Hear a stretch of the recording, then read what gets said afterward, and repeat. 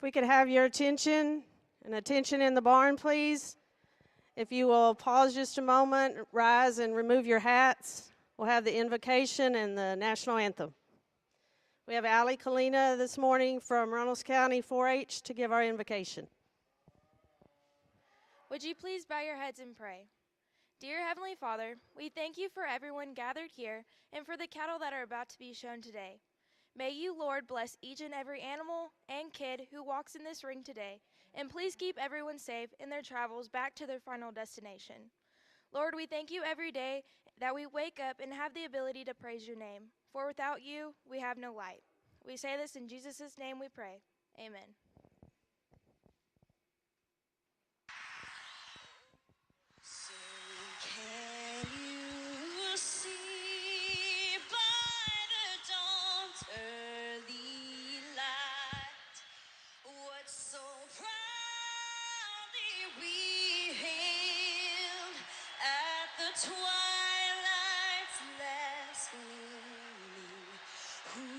Stripes and bright stars through the perilous fights, o'er the ramparts we watched, were so gallantly streaming, and the rockets run glare, the bombs bursting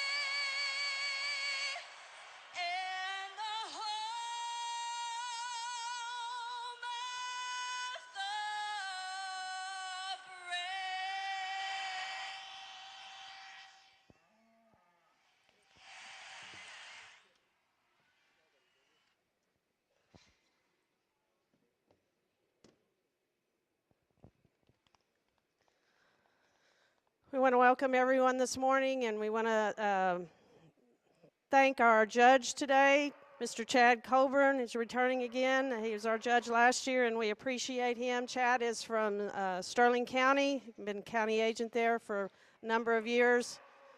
Done great with his livestock judging teams in the past years, taking them to state and to nationals, and had some winning teams there as well. And we appreciate Chad being here today to evaluate our steers. And we'll be ready for Class 1 to enter the ring. And this will be first call for Class 2 of the British.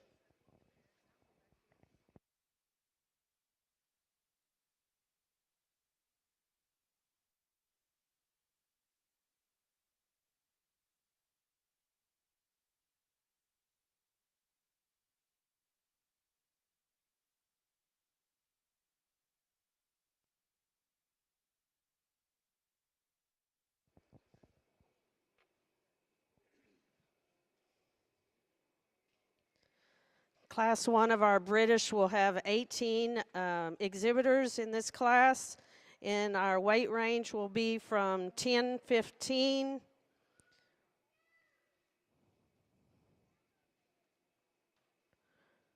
to 1162. Exhibitors in this class will be Ace James, Prosper FFA, Taylor Long, Hamilton FFA, Wyatt Keeney, Perrin FFA, Carson Long, Kent County 4-H, Ross Edwards, Llano County 4-H, DeClain Lesky, Lubbock County 4-H, Corley Ballou, Runnels County 4-H, Brandon Hoppy, Runnels County 4-H, Sheldon Book, Runnels County 4-H, Savannah Perry, San Saba County 4-H, McKaylee Brock, Very Best FFA, Kennedy Weatherford, Tom Green County 4-H, Blaze Benson, Tom Green County 4-H, Leanne Kirchner, Williamson County 4-H, Tage Schrader, Thrall FFA, Ryle Meeks, Alvord FFA, J.C. Brasher, Robert Lee FFA, and Grace Seiler from Bront FFA.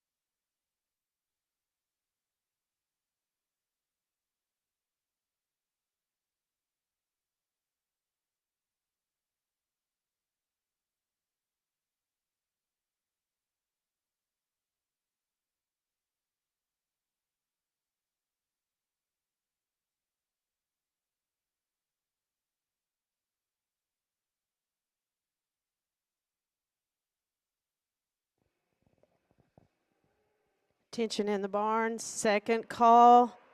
Class 2, British, second call.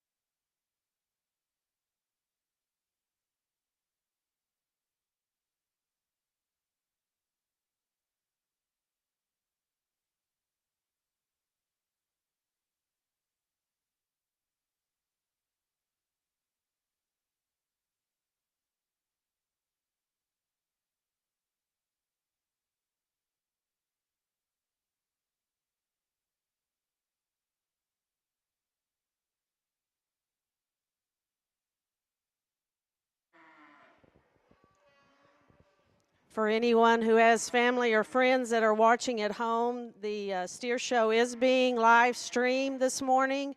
They can go to the San Angelo Stock Show and Rodeo website, sanangelostockshowandrodeo.com, and there should be a link to the steer show. So it is being streamed live this morning.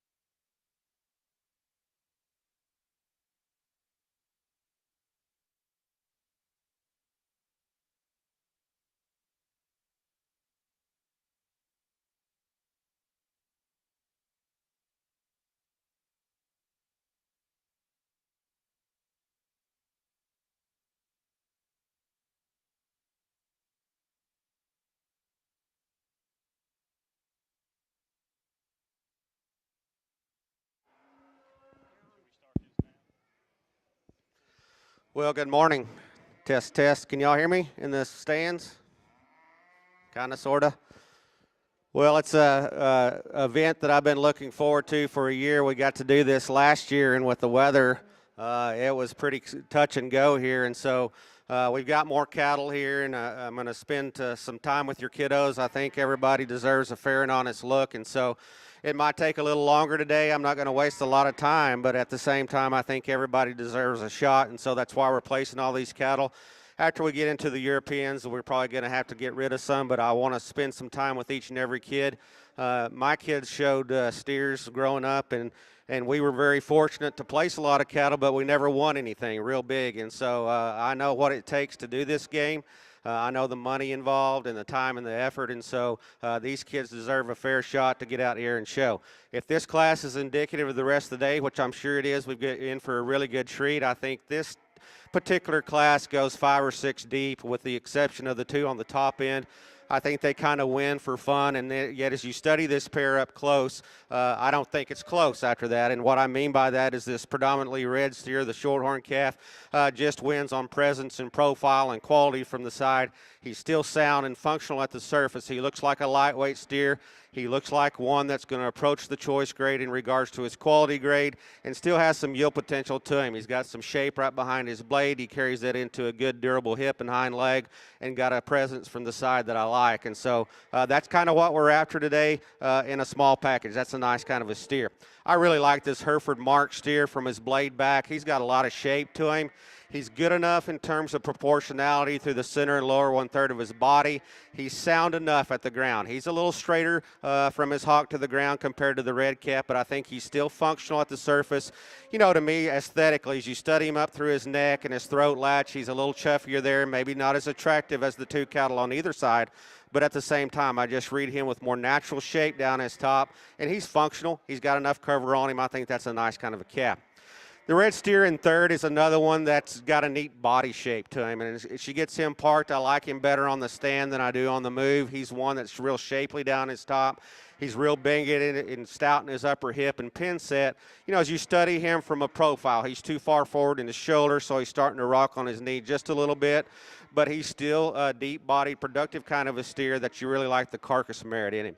This red calf, or this red and white shorthorn coming around, needs some time. I think he's one that's pretty green in regards to his cover over his 12th and 13th. He's got a neat look to him. He's got a future ahead of him if they choose to take him somewhere else. Today he just gets beat based on the way that he's handling quality over his rib. Other end of the spectrum with the young man's red calf. That one's definitely ready in terms of his carcass composition. You can see out through his brisket, starting to display some fat cover there right behind his elbow pocket. He's not as neat to look at in terms of presence and look from the side. He wants to get a little chuffier about his neck, his crest, a little deeper through his sternum, and so consequently not the balance and the look that some of these other cattle have. Young man, I love your steer from his hook bone forward. I think he's elevated. I think he's got a neat top shape in him. He attaches his neck in high at the top of his blade. I think he's got enough rib cage to him. You watch this calf as he goes out the ring. He's too steep for me out of his hip, and so consequently he's just going to sit where he sits. But he's been fed very well and presented very well. Young man's got a calf that's got some unique pieces coming next. He's one that's really eccentric out through his front 1/3. Obviously, these people know that he's pretty full. He's wanting to blow it up on him a little bit. But more importantly, as you study him out through his forerib, that guy needs a little more shape through his first few ribs, needs a little more fat on him as well. I move this calf up quite a bit because I like his kind in terms of a lightweight steer. He's just right for her in terms of size. He's not going to get much bigger. He's starting to put some cover on him. So in regards to quality grade, you like this calf quite a bit. He needs to be elevated. He needs to be extended throughout and just make him a heavier weight kind of calf, but I like him quite a bit. Young man coming next has another one that's really neat in terms of presence and profile from the side. He's sound and he's functional. Just not enough steer there in terms of top side shape and mass. Drop his rear rib and flank, make him more proportional. That's a nice kind of steer. This calf is much like the calf two ahead in terms of his presence and quality. I think that one needs some time and days on feed in regards to his cover over his rib. I want to put his tail head down even just a little bit as he wants to get on the move. He wants to get up in his top just a tick. This red shorthorn coming around next, he's fat. He's ready to go, and I appreciate his handling quality. He's got muscle. You can see from ringside that he's pretty ill-balanced. He's a little deeper through the front one-third of his skeleton. Wants to cut up in his rear rib and flank and be off on his hip. Good-looking steer, Hereford steer from his blade back. He, too, could use some more elevation, some more fat, and some more muscle. As we continue to go on the line here, we've got a real neat-looking Hereford mark steer that needs more centered body and more mass. This Angus calf, young lady, I thought about moving way, way up. But in terms of his function and his look and his presence, I like this one. As a matter of fact, he needs to probably be in the top 5 in regards to that. You get on top of him, there's just not enough steer there in regards to topside shape and mass. Another shorthorn calf here that needs to be dropped in his rear rib and flank. Not quite as attractive at the surface. Big Hereford steer just needs some time and some more muscle. This roan-colored shorthorn's a little more ill-balanced. As you watch him go out the ring, he gets too deep in his chest, up in his rear rib and flank. White shorthorn needs some time. He's pretty skinny. Let's put our hands together. Really good start. I like the two that win.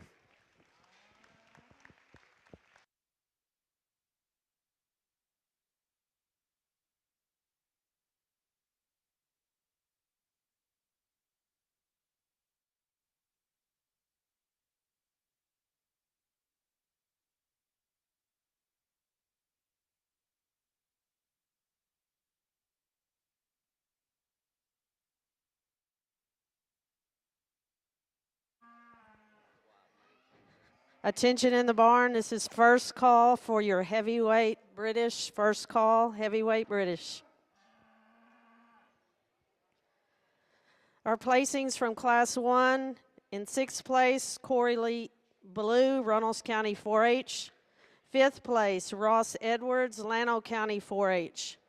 4th place, Brandon Hoppy, Runnels County 4-H. 3rd place, Kennedy Weatherford, Tom Green County 4-H. 2nd place, Ryle Meeks from Alvord FFA. And in 1st place was Ace James from Prosper FFA.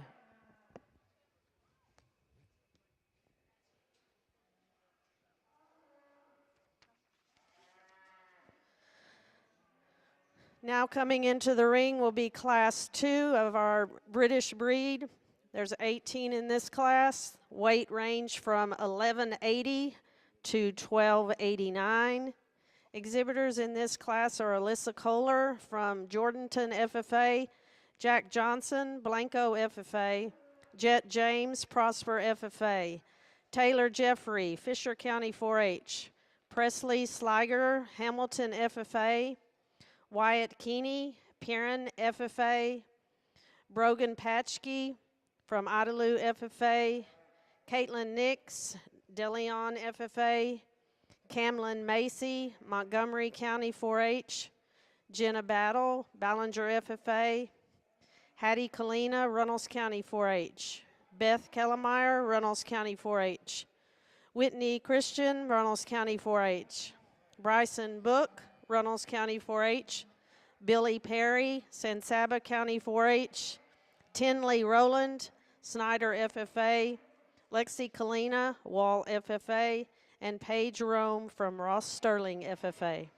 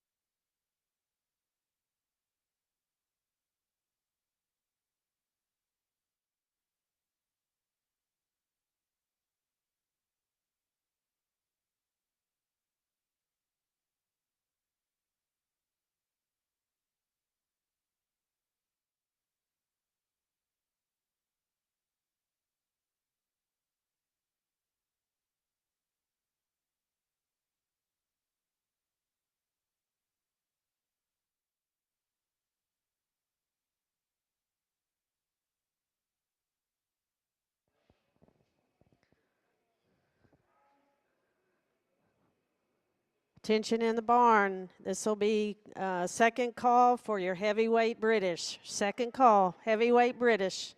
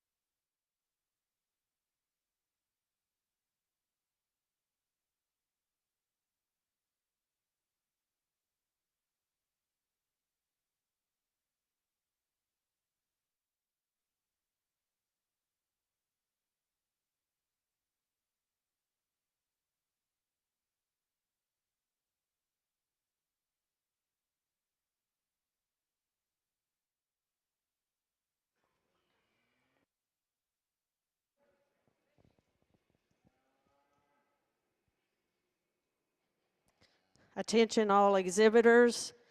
As you leave the ring, if you are a non-placing animal and you wish to put your animal on the truck, we will announce later in the morning as to when we will start accepting those.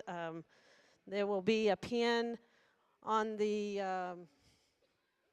southeast corner of the spur where you will take your animal if you were wanting to put it on the truck and you are a non-placing animal. You do not need to know that when you leave the ring. You can decide that, and we'll announce when we will start accepting those animals later in the morning.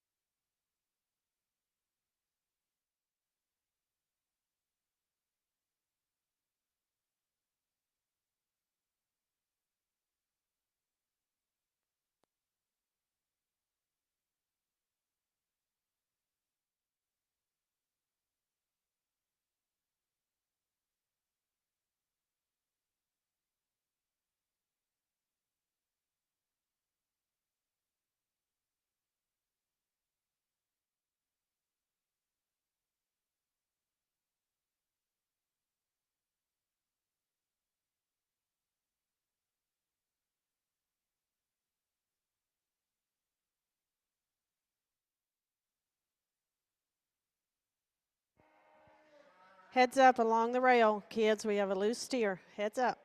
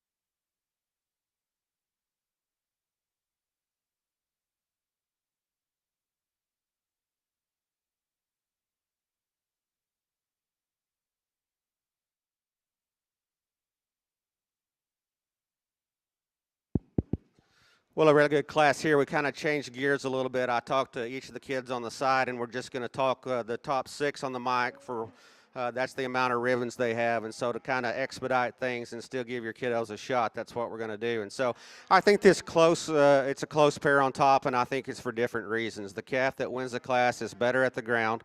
There's no doubt that he's more flexible, more comfortable in terms of his joint work, his feet and legs. That calf needs to be elevated just a little bit out through his chest. He could be a little smoother at the point of his shoulder. And the reason that is because he transitions into such a huge rib cage. The forerib shape's right, and so that lends to the fact that he's got a lot of shape and power up high. Just a really, really nice kind of a calf. Again, if you're going to get critical on him, smoothen his shoulder up and elevate his chest just a little bit. That's where this white one kind of beats him, is out through his chest, his extension out through his neck, and the way that he attaches his neck in high. Muscle's not an issue with him. He handles with aggressive shape down his top. He could be a little fatter, but that's not the reason he sits in second. If you study him from his hock to his ground in terms of his joint work, I need to see that one just a little more comfortable and take a little more authoritative step off his rear two for me to go ahead and latch onto him and say he's the best one. But that's a high quality kind of a steer that I like quite a bit. Really good Hereford marked steer coming in third in terms of just a productive, deep body kind of a steer. He's got more shape down his top than what I initially thought he would have. He's not the biggest ended steer that we're going to see today, specifically through his lower 1/3. He's a little straighter and more forward in the shoulder, causing him to get a little up in his pastern up front on his toe. But that's a nice, productive, easy feeding kind of a steer. Young man does a good job with him. Steer coming next, I thought about moving him up when he first came in. The longer I study him, I need to see him more productive through his center body, specifically his rear rib and flank. He's not the best one off of his hind two on the go. He's still sound. He's still comfortable enough. But, again, through his center body, we just need to drop his rear rib and flank. I like this steer coming next. On the stand, I think he's got a neat look to him. He's got some presence. He's kind of got the front end that I'm after in terms of extension and elevation. I just need to read him with more rib cage, and that would lend to the fact that he'd have more shape up high. Young lady coming next moved up considerably in this class. As you study this one, he's a show steer, and so you like him up front. You like his look from profile on the stand. We get him in motion. He wants to kick his hind leg out from underneath him just a little bit. We need to make him more attractive at the ground. He, too, could use a shot more body in relation to his frame. Talk to these other kids already. Let's put our hands together for a good set of steers, please.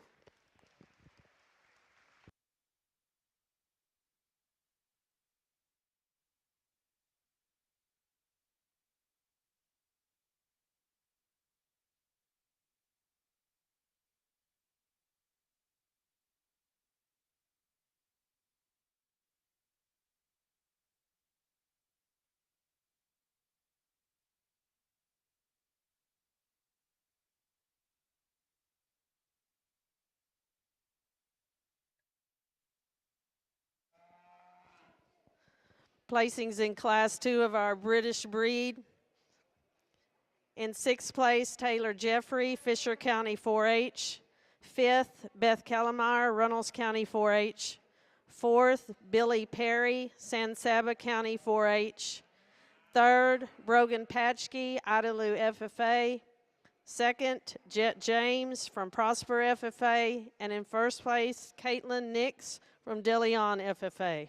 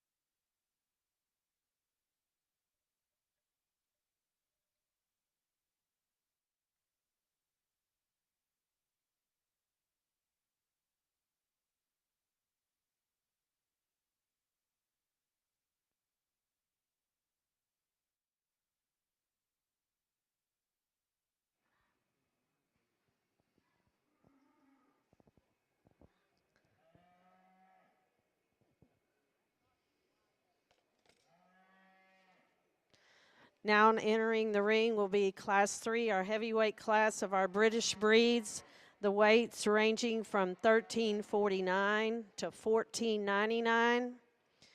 Exhibitors in this class are Avery Wardlow, Coleman FFA, Chrissy Feller, Canyon Lake FFA, Kenley Allen, Ellis County 4-H, Carly Perals, Rotan FFA, Candace Warner, Gillespie County 4-H, Elena Gressett, Leon County 4-H, London Bird, Lubbock County 4-H, Presley Wall, Idalou FFA, Bryceland Patchke, Idalou FFA, Jay Allsweet, Mason County 4-H, Claire Schuling, Medina County 4-H, Kennedy Hobbs, Milam County 4-H, Keegan O'Leary, Parker County 4-H, Minnie Ballou, Runnels County 4-H, Gracie Price, Albany FFA, Channing McGee, Tom Green County 4-H, Trey Schrader, Thrall FFA, Jackson Warden, Winkler Lovington County, Ryle Meeks, Alvord FFA, Aniston Floyd, Denver City FFA, and Jersey Lee Harlan from Wellman Union FFA.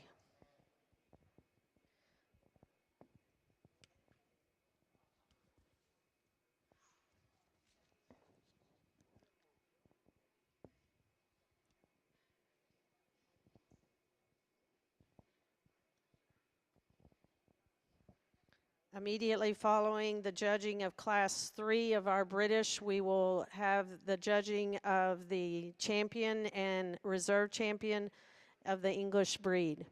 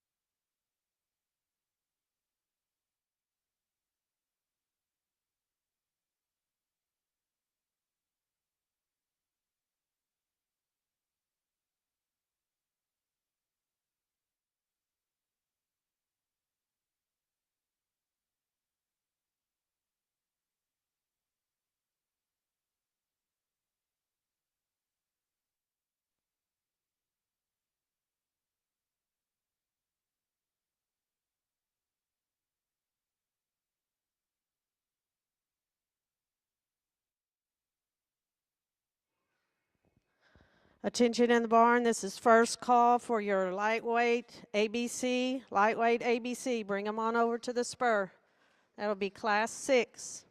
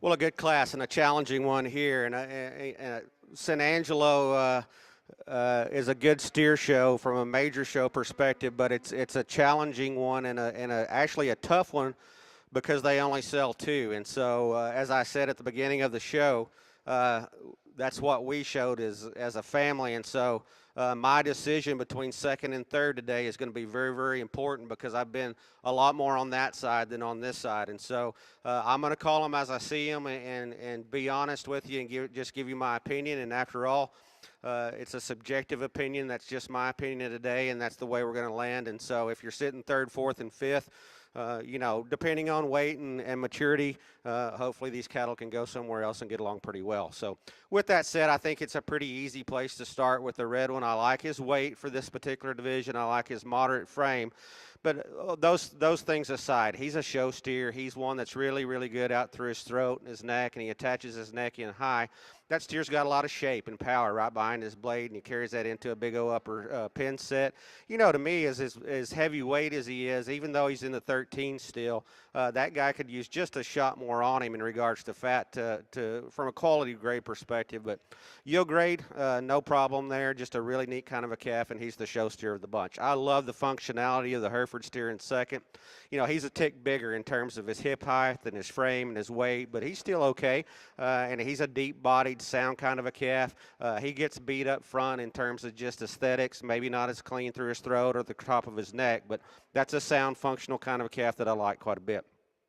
Young man in third did a great job with his calf, and from profile I could move him up, and I thought a long time, to be honest with you, about getting him in the sale. I like his kind. I like his look. He's 1489, so that's a big kind of a steer.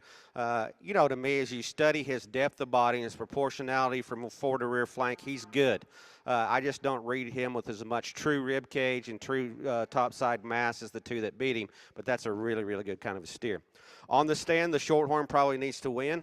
It's on the go that he needs to be fourth, specifically from a hawk to ground perspective off of his ankle there. I just need to free him up and make him more comfortable at the surface. From this view, I like him quite a bit. The other Shorthorn coming around is a little bigger in terms of his kind, and that's okay. He's elevated. He's good looking. You know, as he goes away from us, he wants to drop his pins just a little bit, maybe not as attractive out through his hip on the go, but on the stand, I like that steer quite a bit. I move this black one way, way up just because of his carcass merit. He's the one that's big-backed and big-ended, and he's good at the ground in terms of his hawk and hind leg. You know, from the side, I think he's one that we could clean up through the point of his shoulder, drop his rear rib and flank to make him just a tick more proportional. But that's a good kind of a steer, and the longer you study him, kind of the more you like him. So a good class, pretty good class winner, and a really, really competitive set throughout. Let's give him a round of applause, please.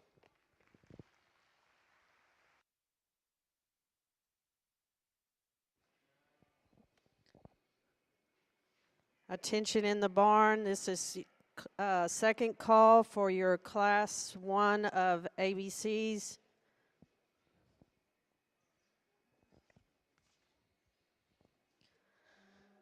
Placings for this class as they exit the ring for our Class 3 of our British. In sixth place, Trey Schrader from Thrall FFA. In fifth, Presley Wall, Idalou FFA. Fourth, Kinley Allen, Ellis County 4-H. In third, Keegan O'Leary, Parker County 4-H. Second, London Bird, Lubbock County 4-H. And in first, Aniston Floyd, Denver City FFA.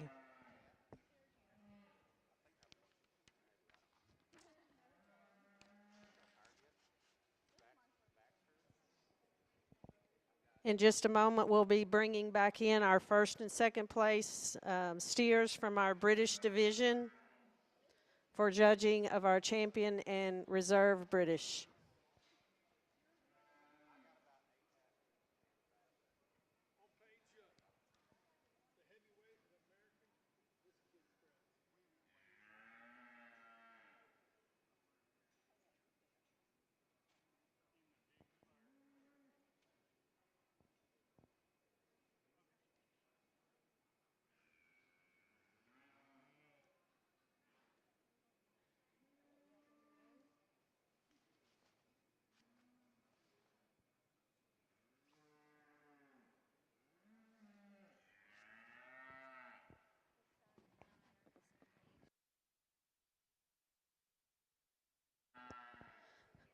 Coming back into the ring now from Class 1, our first place was Ace James from Prosper FFA.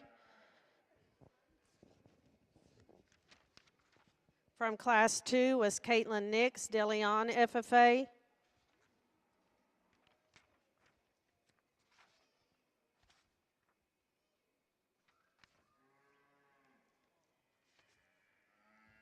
And from Class 3 that was just completed was Aniston Floyd.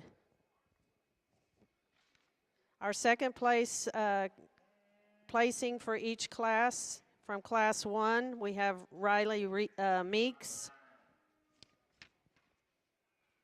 From Class 2 was Jet James. And from Class 3 was London Bird.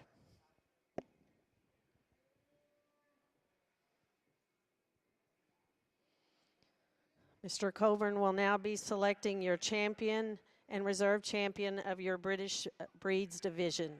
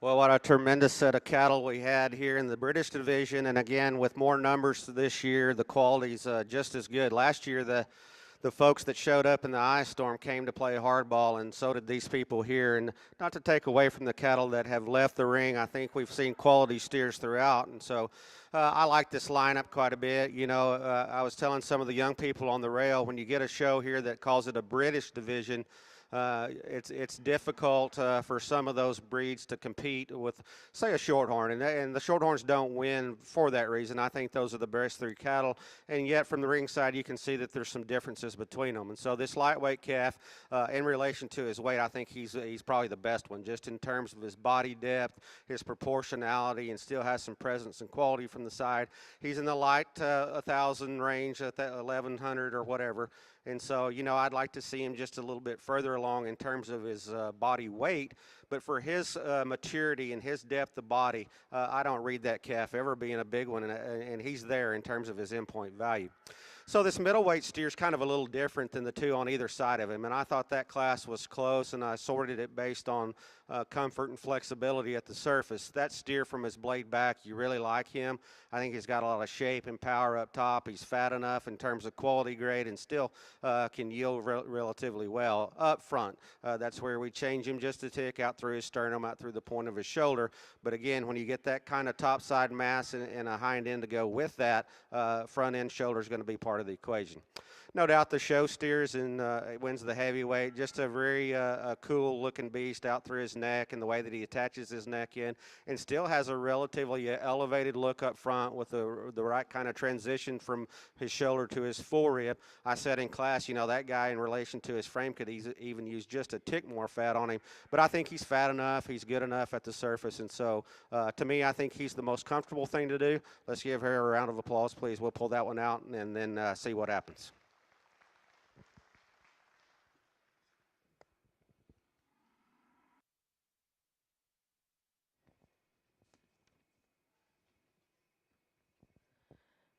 Your champion British comes out of the heavyweight class, Aniston Floyd from Denver City FFA.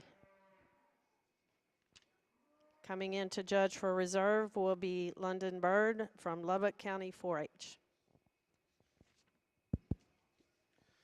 Well, again, good luck to you in the sale later on. I think it's in April, actually. So good luck later on whenever the sale is. And so, again, we can just sell two and have obviously just a champion reserve. The young lady brings her second place heavyweight in here. You know, he's a big steer, but at the same time, his weight's okay. That thing is super sound. super functional. He's good in terms of his joints and his feet, and he's still got a show ring presence to him. I think it's really close, but I'm going to give the nod to her. Let's give her a round of applause. The reserve heavyweight will be the reserve. Reserve champion British is London Bird from Lubbock County 4-H. Congratulations to these two young ladies.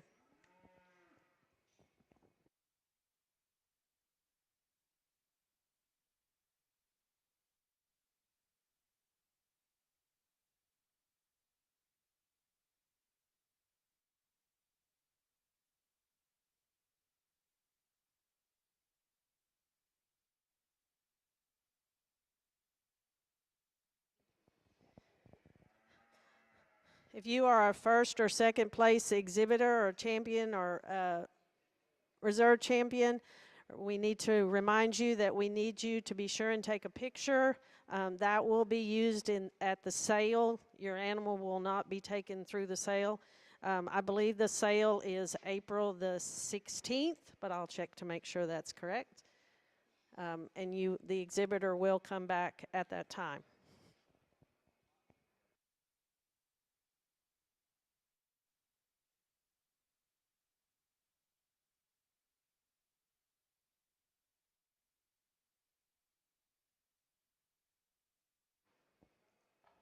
This will be first call for Class 7, which will be the medium weight ABC. This will be your first call to bring them on over to the Spur Arena.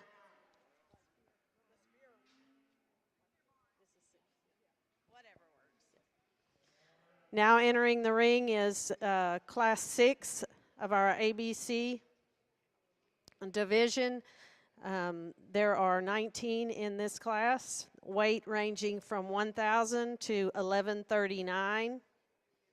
Exhibitors in this class are Alyssa Kohler from Jordanton FFA, Peyton Cockerman from Early FFA, Robert Creed Gore from Cisco FFA, Rachel Gavlik from Edwards County 4-H, Kinley Barnett, Fisher County 4-H, Juan Garza, Rotan FFA, Carson Kaufman, Guadalupe County 4-H, Cheyenne Ashbrook, Tahoka FFA, Cutter Martin, Lynn County 4-H, Trent Henderson, Westbrook FFA, Landon Martinez, Westbrook FFA, Aiden Heckerdorn, Lake Creek FFA, Macy Jackson, Tom Green County 4-H, Sterling McGee. Heads up, we have a loose steer.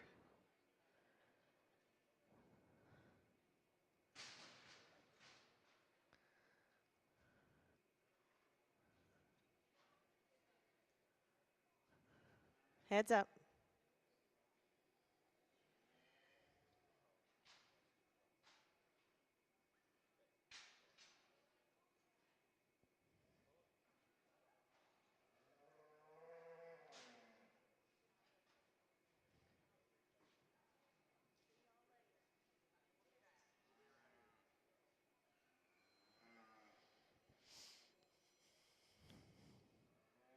Sterling McGee, Tom Green County 4-H, Caroline Colton, Wise County 4-H, Shazy Harlan, Wellman Union FFA, Georgia Cornett, Dublin FFA, Brody Pitcock, Robert Lee FFA, and Kylan Pitcock, Robert Lee FFA.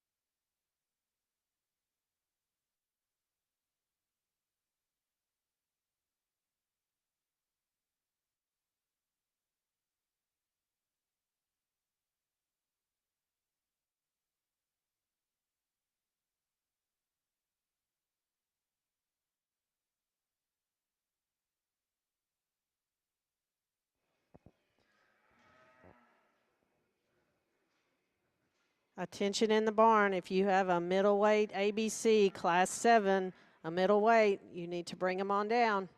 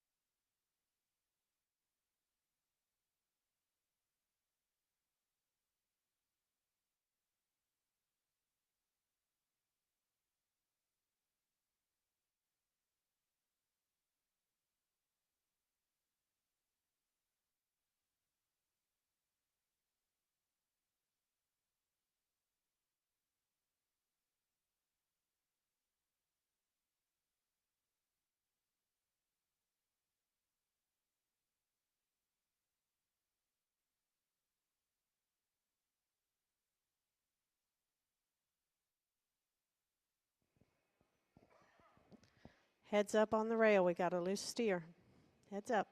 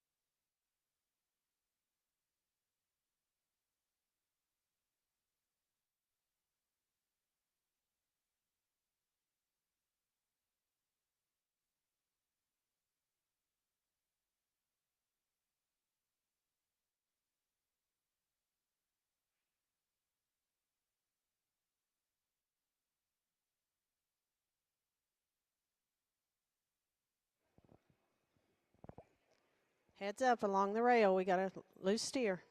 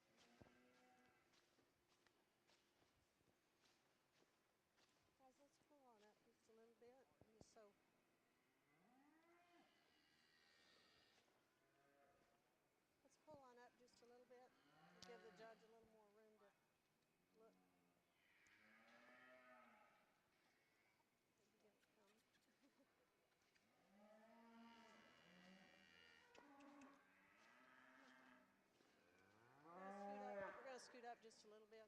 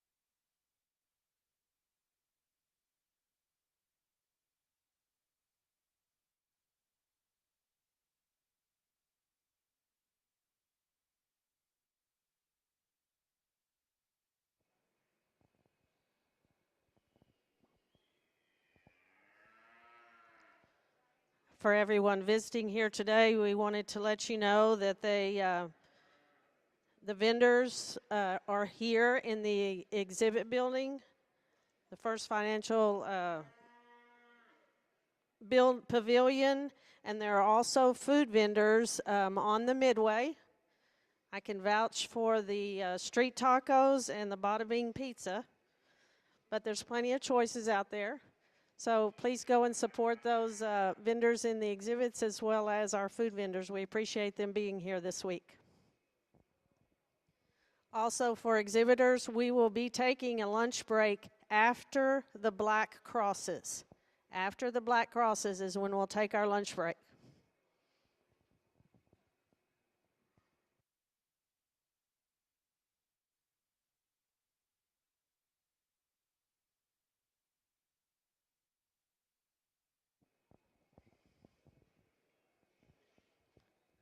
And on behalf of the Steer Committee and all of us here helping today, we appreciate everyone who is supporting the Steer Show here at the San Angelo Stock Show. We do want to take this time to thank Top Tier Grain and the Depot in Miles, Texas for supporting our Steer Show. They are providing lunch today for our Steer Committee. Donnie and Danelle Sweatner are the owners of those two businesses in Miles. They are located on Highway 67.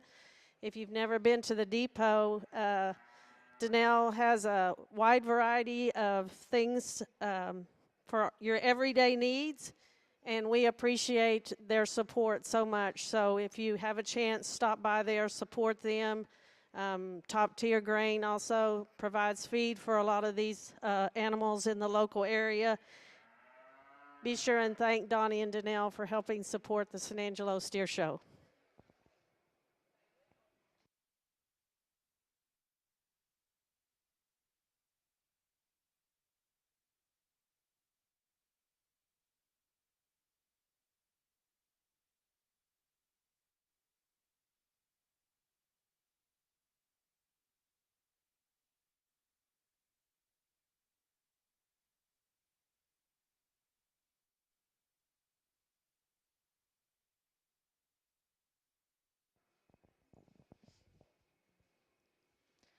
For those of you in the stands watching, and also those of you watching online at this time right now, and in each of the classes, Mr. Colburn has decided to, these calves that are on the non-placing end, he's going through and explaining to each exhibitor as to why they are where they're at, and instead of doing that over the microphone, he feels like they can listen a lot better to him when he's one-on-one with them, and we appreciate him doing that and explaining to the kids what they need to do to work on their projects.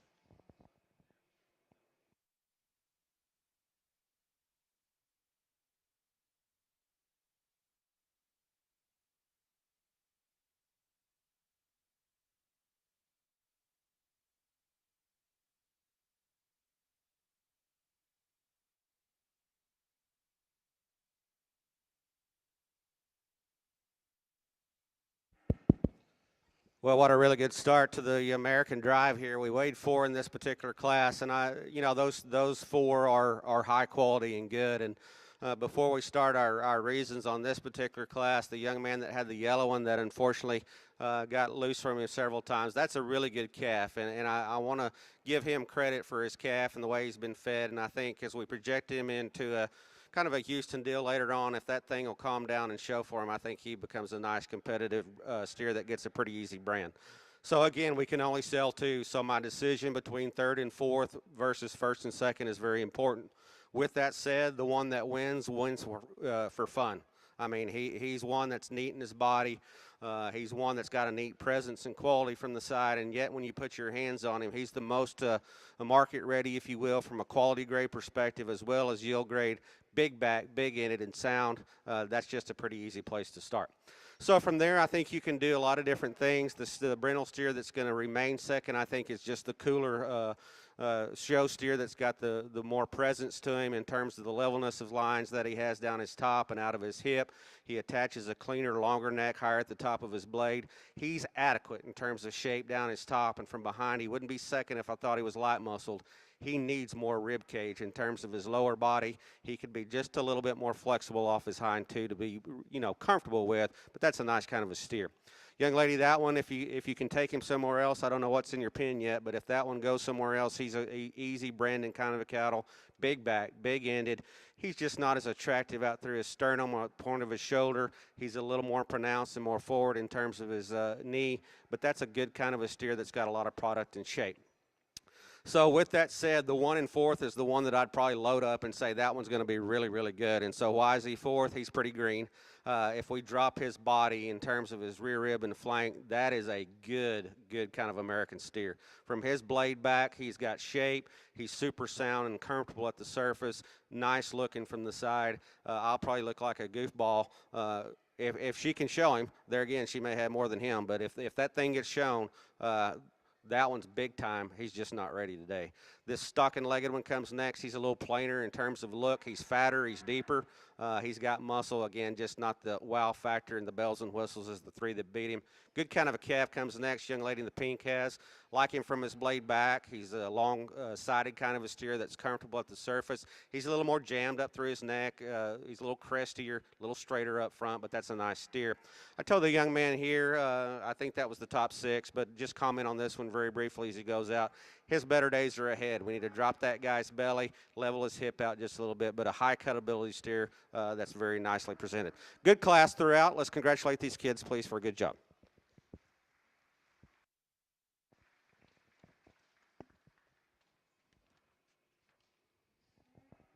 Placing in Class 6 of our lightweight ABCs, in 6th place, Swayze Harlan from Wellman Union FFA. 5th, Sterling McGee, Tom Green County 4-H. In 4th, Carson Kaufman, Guadalupe County 4-H. In 3rd, Macy Jackson, Tom Green County 4-H. In 2nd, Kenley Barnett, Fisher County 4-H. And in 1st place, Robert Creed Gore from Cisco FFA.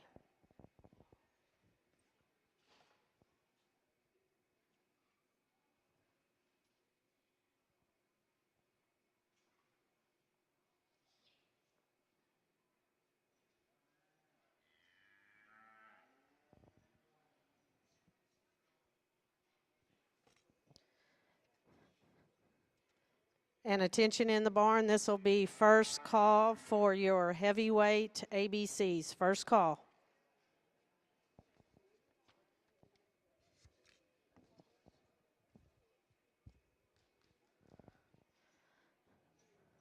Now entering the ring for judging is Class 7, which is our middleweight ABCs. There are 15 in this class. Weight ranges from 1149 to 1309.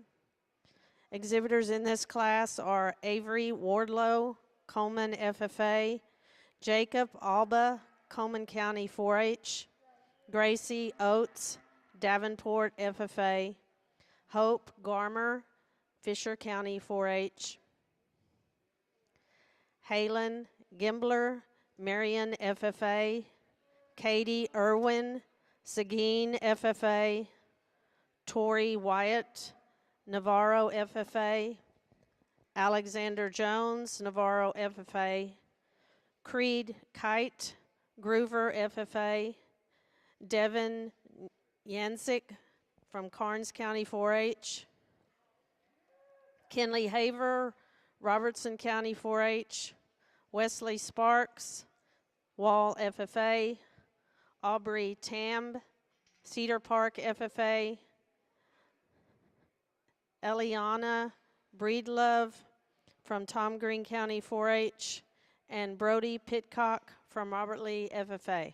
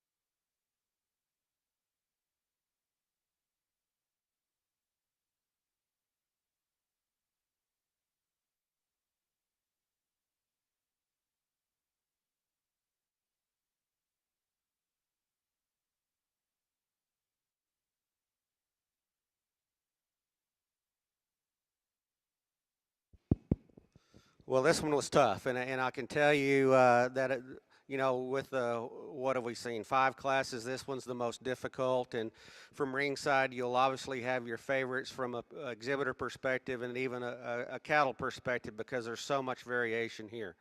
And I can tell you that the one that wins the class doesn't have enough body for me. And I'll say the negatives right off the bat. He needs to be dropped in his rear rib and flank.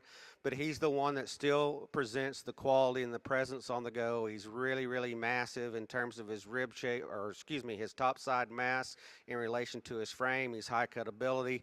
Again, for me to feel comfortable and just say he's an easy winner, that guy needs a lot more body depth, specifically from a rear flank perspective.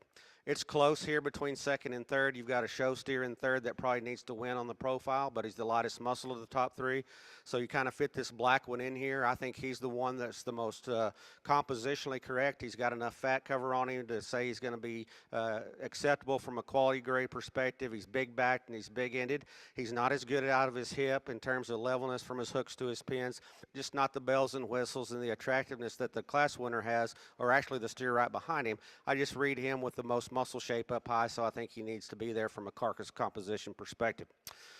So here's the problem child for me, and young lady, and this is not going to make you feel any better, but I wanted to start him, and I want to start him still from this view because I think he was the one that was going to make a really good pitcher. And so he's extended. He attaches his neck in high at the top of his blade. He's good looking from a body depth perspective. His rib cage doesn't allow him to put enough shape and spread up high. I just can't get comfortable enough to say he's thick enough for me up top, and so he sits where he sits, but that's a good kind of a steer. Next one coming around has got some hind leg issues. I like his aggressive shape up high. I think he's a high cutability steer. He's got enough fore-rib shape in him. You get him behind him and study him as he goes away from him. He wants to throw his hock and hind leg out from him just a little bit. I could stouten him up at the surface in terms of his toe and his bone, but that's a nice kind of a steer. Young lady with the red one. If that one's better up front, he probably wins because I love him from his blade back. I think he's good enough in terms of a muscle shape up high. He's got a lot of shape through the center part of his stifle. His hock and hind leg are acceptable. He concerns me a lot up front, if you want to be frank, and it's just my opinion. If that's okay with you, you could definitely start the class with him. He swivels out pretty severely off those front toes, and so needs to be a lot more flexible and comfortable there. Another kind of a problem steer coming next here. He's so deep and massive in terms of his bone and his foot. He's got plenty of shape to him in relation to his frame. He's a little piecier from a balance and look perspective, in my opinion. He's pretty coarse at the point of his shoulder, wants to drop his tail set just a little bit on the go, but he's still sound and functional. Just a kind of interesting beast to analyze, to be honest with you. This Baldy coming around, I told the young man already that one moves way up in class. He's got enough muscle. He's got enough look. He's one of those that I project him to go to a Houston, Austin type deal. He gets enough body through his rear rib and flank. He's a very competitive steer. Here, he just a little cut up his flank with not enough body. Good class. That one's challenging. If you want to sort them a bunch of different ways, I'm not going to argue with you. Let's put our hands together for all these kiddos, please.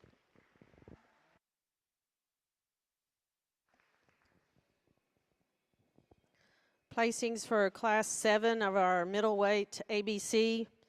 In 6th place, Avery Wardlow, Coleman FFA. In 5th, Katie Irwin, Seguin FFA. 4th, Devin Yanisic from Karnes County 4-H.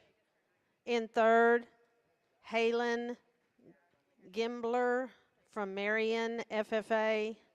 In 2nd, Brody Pitcock, Robert Lee FFA. And in 1st place, Creed Kite, from Groover FFA.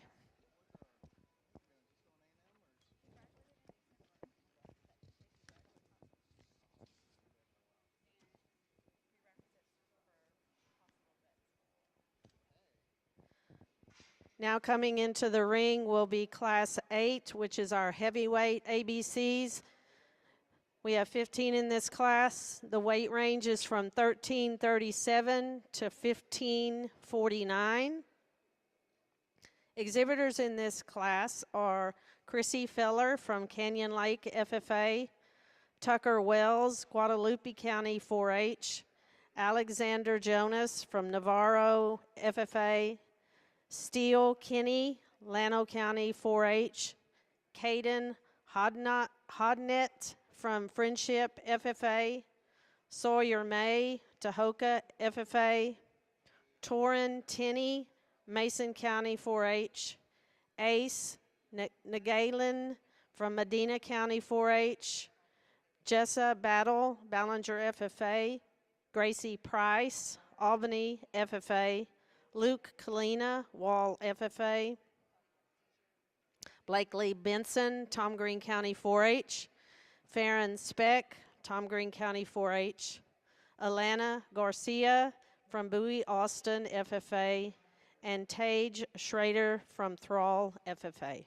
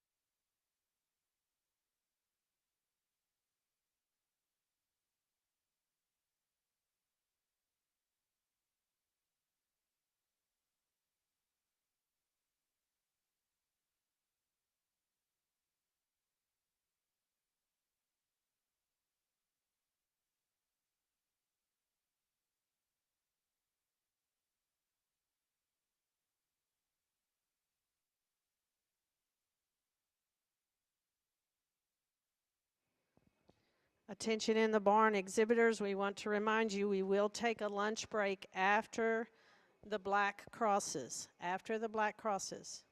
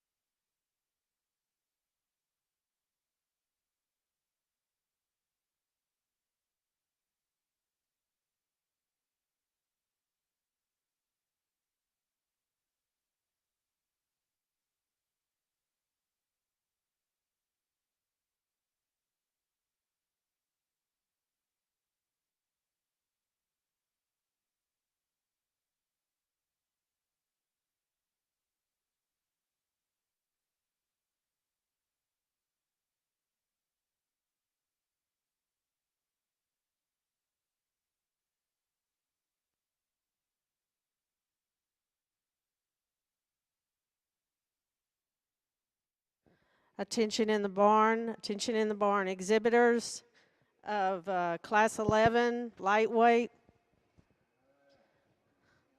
black crosses, first call. First call, lightweight, black crosses. Start bringing them up. Well, what a real high quality set of heavyweight Americans. A lot more comfortable in my boots here to line these up because of the quality and the presence that they offer, and yet at the same time they have some market fundamentals that we need to see at this particular weight. And so this yellow steer is a good one, to be honest with you. I like his body kind. I think he's one that's really good up through his chest, his elevation, his extension, and yet when you put your hands on him, I think he's got enough shape and power up high. He's sound enough at the ground. You know, we're going to see cattle that take a more comfortable step, but his joints are clean. He's fine in that regard and just presents a nice fat steer look from the side. I like him quite a bit. This black one is really, really good in terms of just sheer mass and power. He's probably better out of his upper hip and pin set than our class winner. As you study him as he goes away, he wants to run downhill just a little bit. He's a little coarser through the point of his shoulder, but that's a big back, big ended calf that's super sound at the ground for this particular weight. Young man, I hope you can take here somewhere else as we get him even deeper in his rear rib and flank and body him down just a little bit. That is a high cutability, good touching kind of a steer that handles very good over his rib, plenty of shape and power up high. Again, body that guy down and change him out of his hip just a little bit. Young lady does a great job. This one's the most apt to grade choice, and I say that kind of as a pro and a negative. He's got a little more on him in terms of his cover, a little softer and staler to the touch, but that's a good-looking steer from the side. Looks like an American. He's deep, he's productive, easy feeding kind of a steer that's got a lot of muscle. Again, I'd lean that one up just a tick in terms of touch and tone. Really good steer here. That one's a neat calf in terms of just sheer power and shape.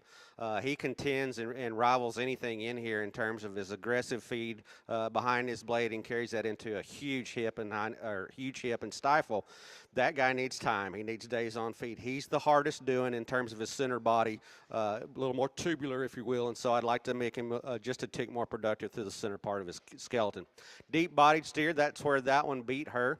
In terms of just a deep body kind of a steer, he's even even though these are Americans, he's a little wastier through his brisket and through his dewlap, and so aesthetically we clean him up just a little bit. Nice bally steer that presents a good look from the side. We need to body that one down just a little bit as well, stouten his bone and foot up. I talked to this young man here, this kind of a roanish colored calf. If we could change his hock and hind leg, he was way, way, way up in class. Big back, big ended, fat enough for me, just kind of throws them hind legs out too far for me. White one comes next. I guess we're going to talk all of them. This white one's good looking and deep, just not enough shape and power right behind his blade there. Neat looking steer on the stand the young lady's got there, just not enough muscle shape. Deep bodied red one there with not enough muscle. This white one does have a lot of shape up high. He's not right out of his hip and hind leg. Very, very shapely, high cutability steer comes next that needs to body down just a little. Young man's got a good-looking sound one, just not enough steer up there in terms of muscle. Good class. I like the three on top. Let's congratulate these kids, please.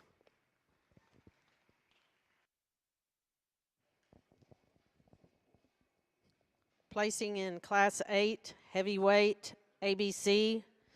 In 6th place, Jessa Battle, Ballinger FFA. In 5th, Sawyer May, Tahoka FFA. In 4th, Taji Schrader from Thrall FFA. In 3rd, Farron Speck, Tom Green County 4-H. In 2nd, Steele Kinney, Llano County 4-H. And in 1st, Tucker Wells from Guadalupe County 4-H.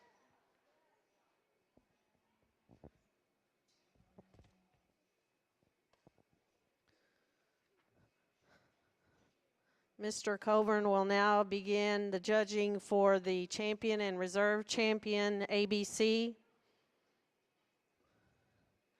Coming back in from Class 6, which was our lightweight division. First place was Creed Gore from Cisco FFA. And our second place calf from our lightweight division was Kenley Barnett from Fisher County 4-H. In Class 7, which was our medium weight ABCs, coming back in, first place was Creed Kite, Groover FFA, and in second was Brody Pitcock from Robert Lee FFA. And from our heavyweight class that was just completed, coming back in will be our first place Tucker Wells, Guadalupe County 4-H, and in second was Steele Kinney, Llano County 4-H.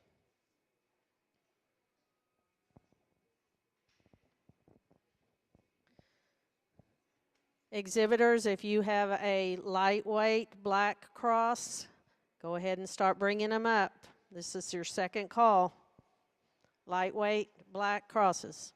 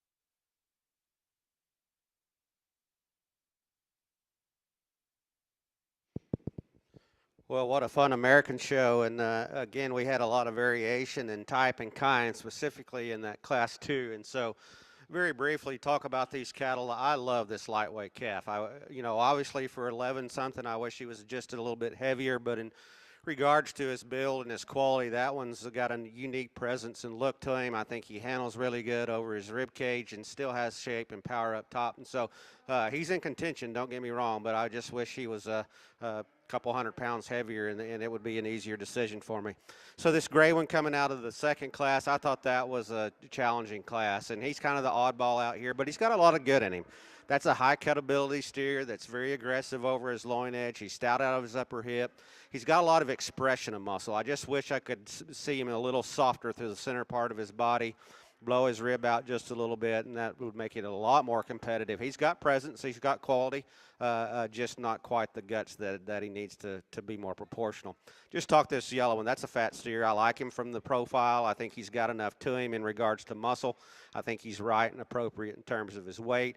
I think he's got enough cover on him. I think he's functional enough at the ground. If you're going to get picky on him, he's a little rounder out of his hip, but that's a pretty good kind of a steer. He wins for fun. Let's bring him out. Young man with the yellow one. It becomes real close now. I'm going to walk them one more time. Let's talk about those seconds real briefly. That Brindle one over there, good looking, just not enough shape and power up top. The young lady's got a good middleweight there that I like in terms of cutability. Not quite perfect out of his hip, a little deeper, maybe a little wastier in terms of his leather. But a good class, or a good set of Americans. I'm going to walk these three one more time. Let's put our hands together for all these kids, please.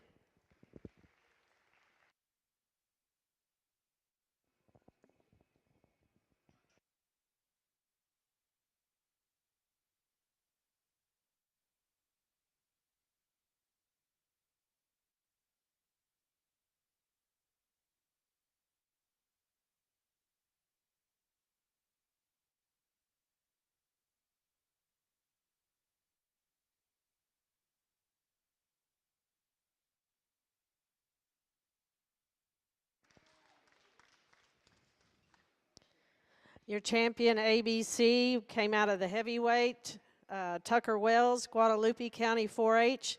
And your reserve champion also out of the heavyweight, Steele Kinney, Llano County 4-H. Congratulations to all these exhibitors.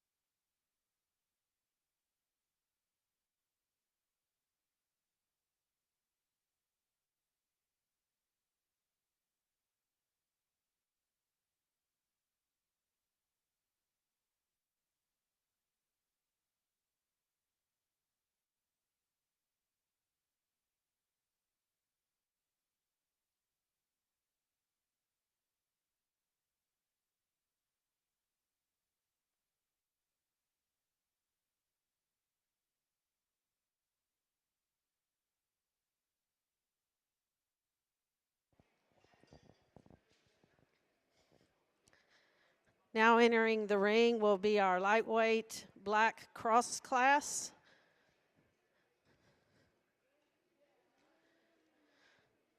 "17 entries in this class, weighing from 1040 to 1163.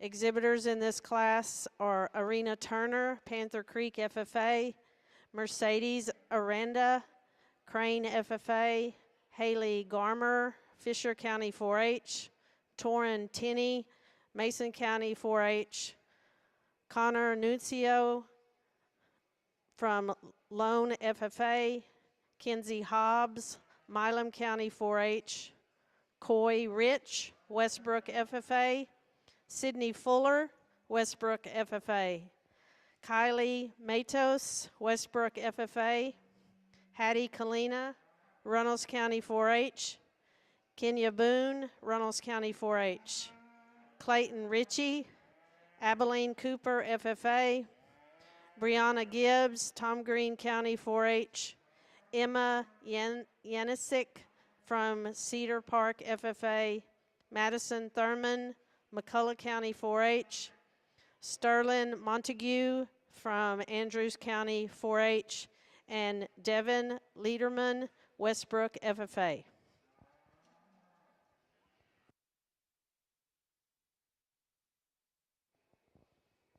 Again, exhibitors, we will be taking a lunch break after the black crosses. It'll be a 30-minute lunch break. So as soon as the completion of the champion crosses, we will let you know exactly what time we will come back in, but we'll take about a 30-minute lunch break.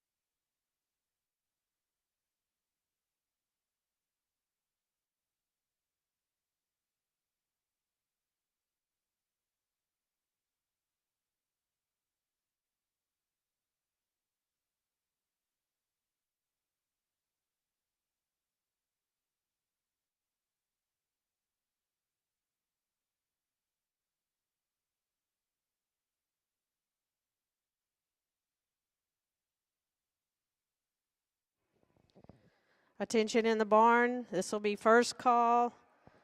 Medium weight, black crosses, class 12, first call.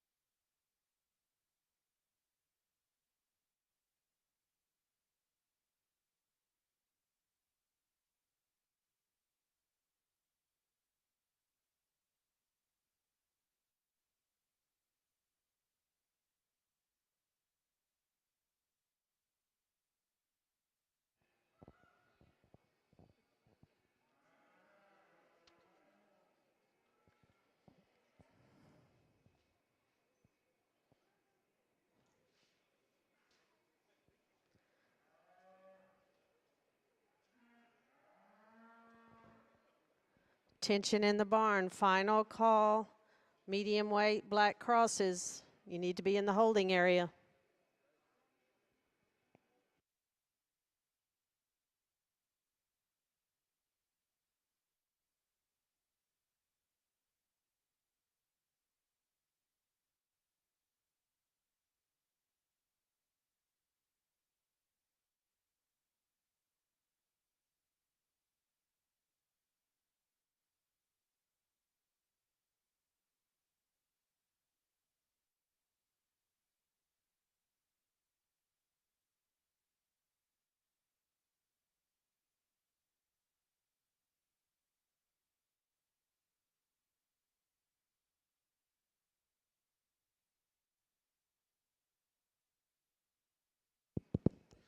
Well, Tommy and I were discussing the last year, and not to take away from Exhibitors last year, but last year the lightweight black cross class was pretty weak. Once you got past the two that made the sale, it was pretty weak. And obviously from a weather perspective and just people that couldn't get here, that was the case. That is not the case today. We've got 4 or 5 cattle on the top end of this class that suit me very well. And with that said, this is a stupid statement, but the girl in the yellow shirt wins for fun. That one's my kind in terms of his body type. He's good in terms of his hind leg. He still has some presence and quality from the side. Put your hands on him. He's big backed. He's big in, and that's a pretty nice kind of a show cow to win this class pretty easy. So again, my decision today is going to hinge a lot on seconds and thirds, on who qualifies for the sale and who doesn't. And I know that doesn't give you much consolation if you're third, but I think the steer in second has more presence up front. I think he attaches his neck in higher at the top of his blade, and he's deceivingly got more shape right behind his shoulder than the steer in third. To me, as we study him at the surface, he could be a tick stouter in regards to his feature. He's not the most comfortable off his hind two, but I think he's clean jointed and sound. So this Baldy has a lot of good to him. I like him on the stand. It's when we put him in motion, he wants to get up in his top and off in his hip just a little. We could body that steer down just a little bit more. I think if we choose to take him down the road and show him as a main or whatever black cross, I think he's a very competitive steer. He's just not quite ready yet. Good steer here in terms of carcass composition. He's a little piecier skeletally. He's a little crestier about the top of his neck due to the fact that he's coarser shouldered. He's he's deeper through his sternum. We need to shove his tail head down him just a little bit. But that's a big back, big-ended one that's high cutability. This one's kind of intriguing coming next. The young lady's got. That thing is really elevated. He's really got a striking profile to him. From his hook bone forward, I think he probably needs to contend to move up for a sale spot. From behind, he's lacking a little bit in terms of true muscle shape to the center part of his stifle, but he's a good-looking critter that's got enough muscle shape up high, just not enough from behind.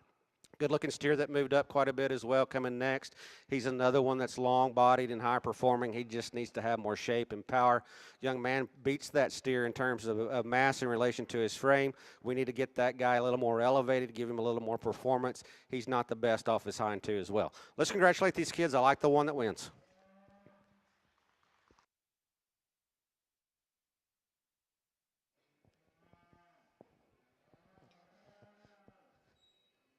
Results from Class 11, which was our black cross lightweight. In 6th place, Kenya Boone, Runnels County 4-H. In 5th, Haley Garmer from Fisher County 4-H. 4th, Connor Nuncio from Lone FFA. In 3rd, Brianna Gibbs, Tom Green County 4-H. 2nd, Kenzie Hobbs, Milam County 4-H. And in 1st, Madison Thurman, McCullough County 4-H.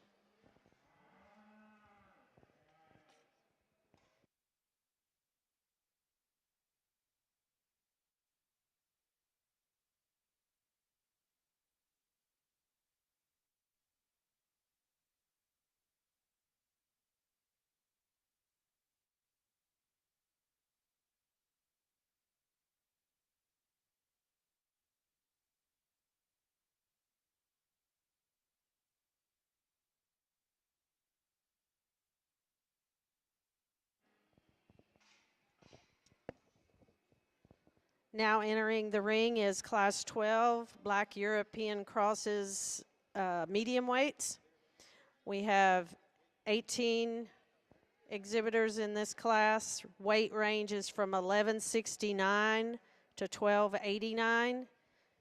Exhibitors in this class are Alexandra Thomas, East Central FFA, Maylee Woodworth, Caldwell County 4-H, Jaden Hedges from Whitesboro FFA, Jackson Cromines from Grandview FFA, Ashley Boyd, Highland FFA, Emma Tolliver, Ballinger FFA, Alexandra Kalina, Runnels County 4-H, Tinley Threadgill from Sinton FFA, Hattie Brally from Albany FFA, Rhett Reed, Fisher County 4-H, Luke Kalina, Wall FFA, Tila Kilman from Tom Green County 4-H, Jaredin Kirby, Tom Green County 4-H, Cannon Weatherford,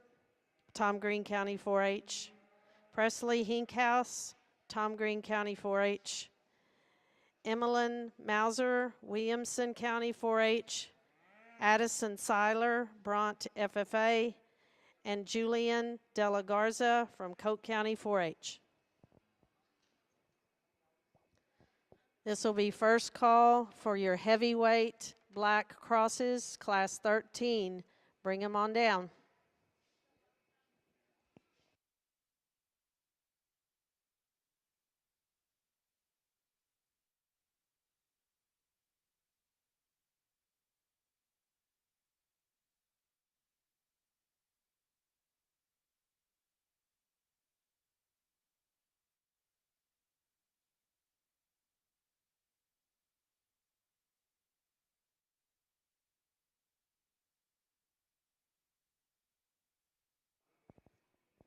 Again, reminder, we will be taking a lunch break upon the completion of the black crosses. We'll take a 30-minute lunch break. And for all of those of you here visiting, reminder that there are vendors out on the runway out between the sheep barn and exhibit building, and there are also exhibits that will be open this afternoon, I believe, until 6 o'clock. So go and support those people and thank them for being out here this week.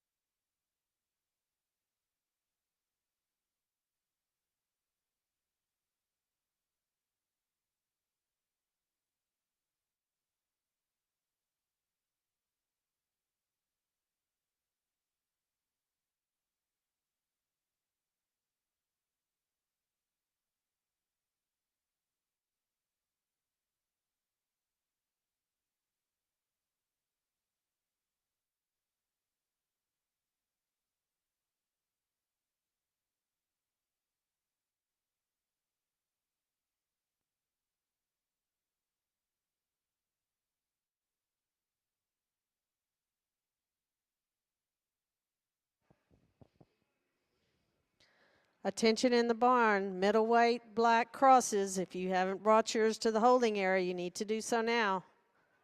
Middleweight black crosses, class 12.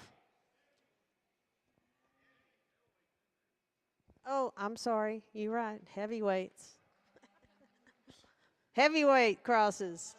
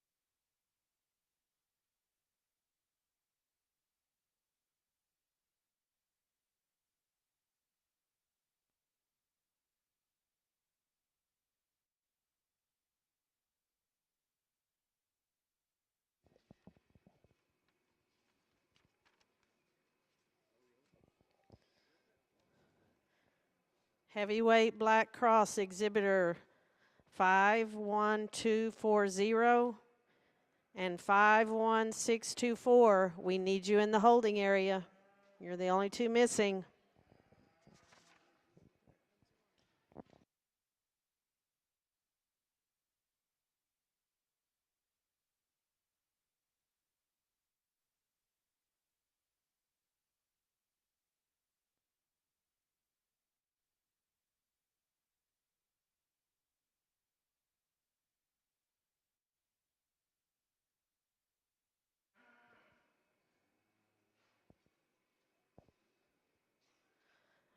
A reminder to all first and second place placing steers, exhibitors, we need you to be sure that you get your picture taken.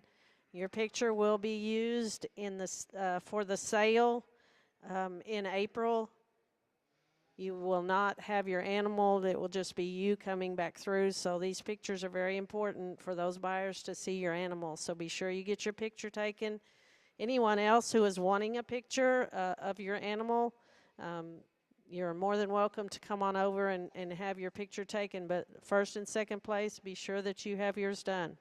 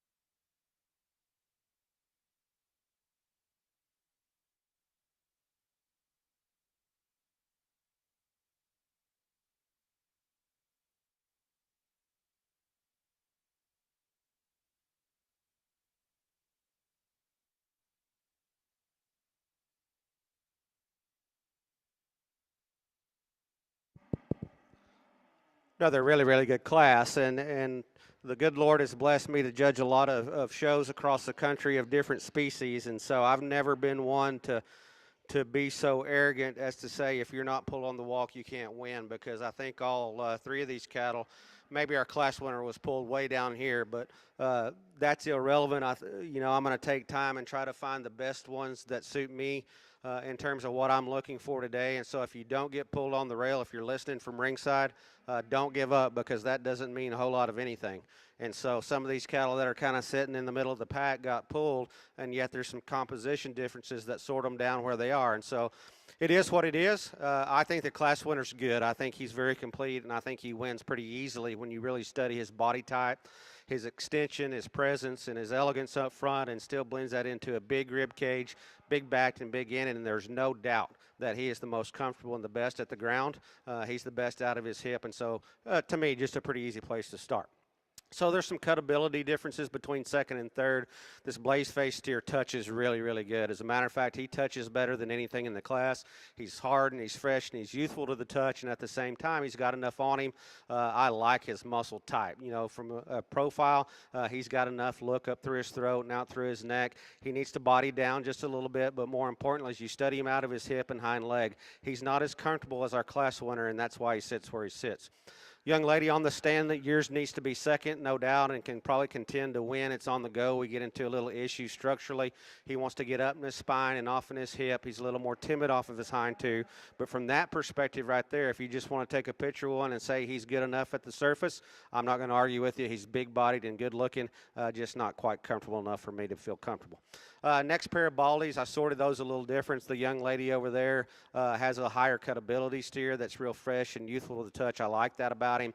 He's another one that's not just out there in terms of bone and feature. I wish he was a little stouter in regards to his skeletal quality, but that's a good kind of a steer that's been fed very well. Move this one down a little bit, and there's a lot of things about him that I really, really like. I think in terms of his levelness of top line, I like that steer. Up front, he's not as attractive, but that's not why he sits. I'd rather have a steer that's got too much set to his hock and hind leg than one that's too straight. This one's got too much set to his hock and hind leg. He wants to get down on his rear pastern a little bit, but more importantly, as you study him from a feature perspective, all that means is his bone circumference, his foot size is pretty small compared to some of the others in class, and so he's not stout enough just in terms of his feature. That's not the case with the next one. High cutability steer comes next. I like the amount of shape he has up high. He's rounder off of both ends. He's too coarse at the point of his shoulder, rounds out of his hip, but that's a good kind of a steer that handles very well. It's going to cut high. This young man moved way up. From this one's, from his hook bone forward, I think he's a nice calf. He's a little deeper chested, but at the same time, he attaches his neck in good enough. He's good in his forerib. He's good in his top shape. It's from behind that we get into some issues. We'll struggle just a little bit off his hind, too. I like the class winner. Let's congratulate these kids for a good set, please.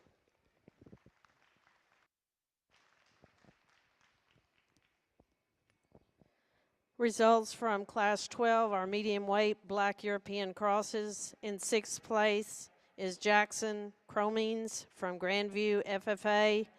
In 5th, Hattie Braley from Albany FFA. In 4th, Ali Kalina, Runnels County 4-H. In 3rd, Presley Hinkhouse, Tom Green County 4-H. In 2nd, Luke Kalina, Wall FFA. And in 1st place, Rhett Reed from Swisher County 4-H.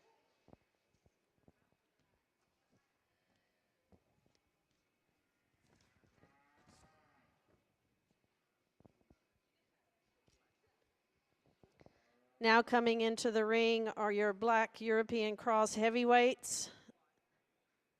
We have 18 in this class.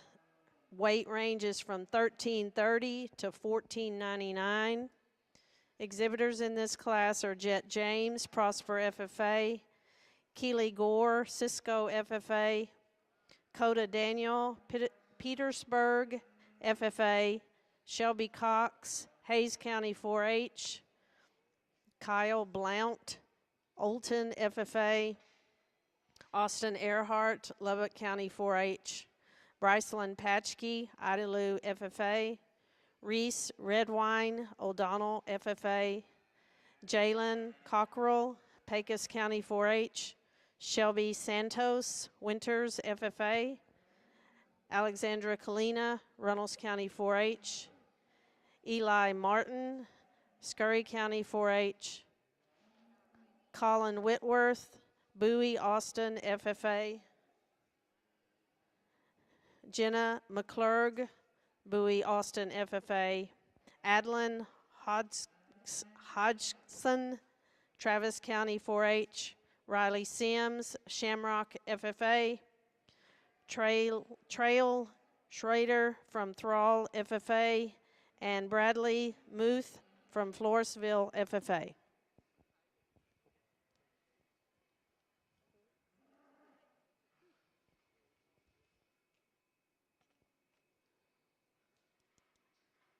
Again, upon the completion of the judging of the champion and reserve black crosses, we will be taking a 30-minute lunch break.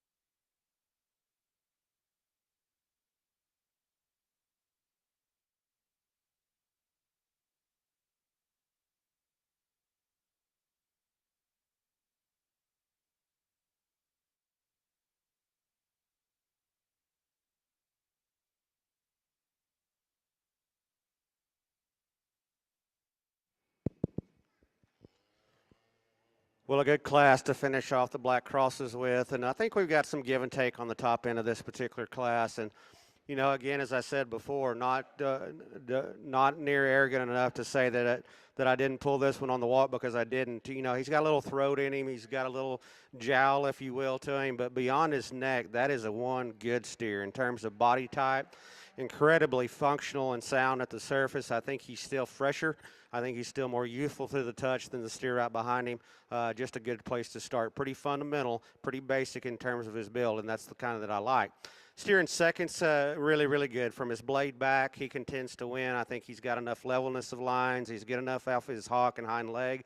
He's a little more mature out through his chest and out through his sternum there, maybe at the top of his neck, but that's getting pretty particular on a nice kind of calf. Maybe not the aggressive shape as the cattle on either side in terms of topside mass. This one in third comes in. I think he's one that's really high cut ability, going to have a low yield grade for sure. And so I appreciate that about his touch and his tone. He's a little piecier from a balance perspective. He's a little deeper through his breast, more cut up in his rear rib and flank. That's due to the fact that he's off in his hip just a tick. He's still sound. He's still functional. Touches really nicely. So the longer we stay in, the more the one in fourth wants to be a little tighter, a little more restricted on the go. To me, I could see him just a tick softer through the center part of his cage there, shove his tail head down on him just a tick. But that's a nice kind of a steer. Got a lot of shape and power to him, right kind of size, right kind of weight for this particular class. We're starting to get into some big cattle here. The young man's steer weighs 1450, and that's big enough. He's not there because of that. I think he's another one that has enough shape and spread up high. I think he handles good from a cutability perspective. Another calf that's a little crestier about his neck, a little thicker throated, so maybe not the bells and whistles up front, but that's a good steer that's been fed and presented very well. Next, young ladies, when that one stops on the stand, he contends to win. Just in terms of presence, if you want to take a backdrop picture and say he's the one you like, I'm not going to disagree with that at all. He attaches a neat neck high, and he's still got some look to him. I just don't read him near stout enough in terms of his topside shape and mass. That's where the young lady that completes the top five comes in. That one's high cutability, fresh, youthful to the touch. He's the right size. He's the right weight. He's too round off of both ends of his skeleton for me, causing him to get a little tight and restricted on the go. That's where I modify and change him. Good class. That's an interesting sort on top. Let's put our hands together for these black cross exhibitors, please.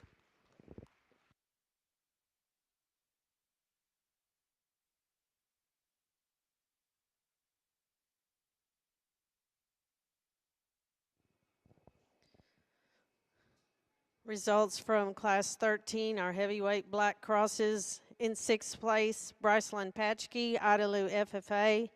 In fifth, Trayley Schrader, Thrall FFA. In fourth, Reese Redwine, O'Donnell FFA. In third, Jet James, Prosper FFA. In second, Austin Earhart, Lubbock County 4-H. And in first, Keely Gore, Cisco FFA.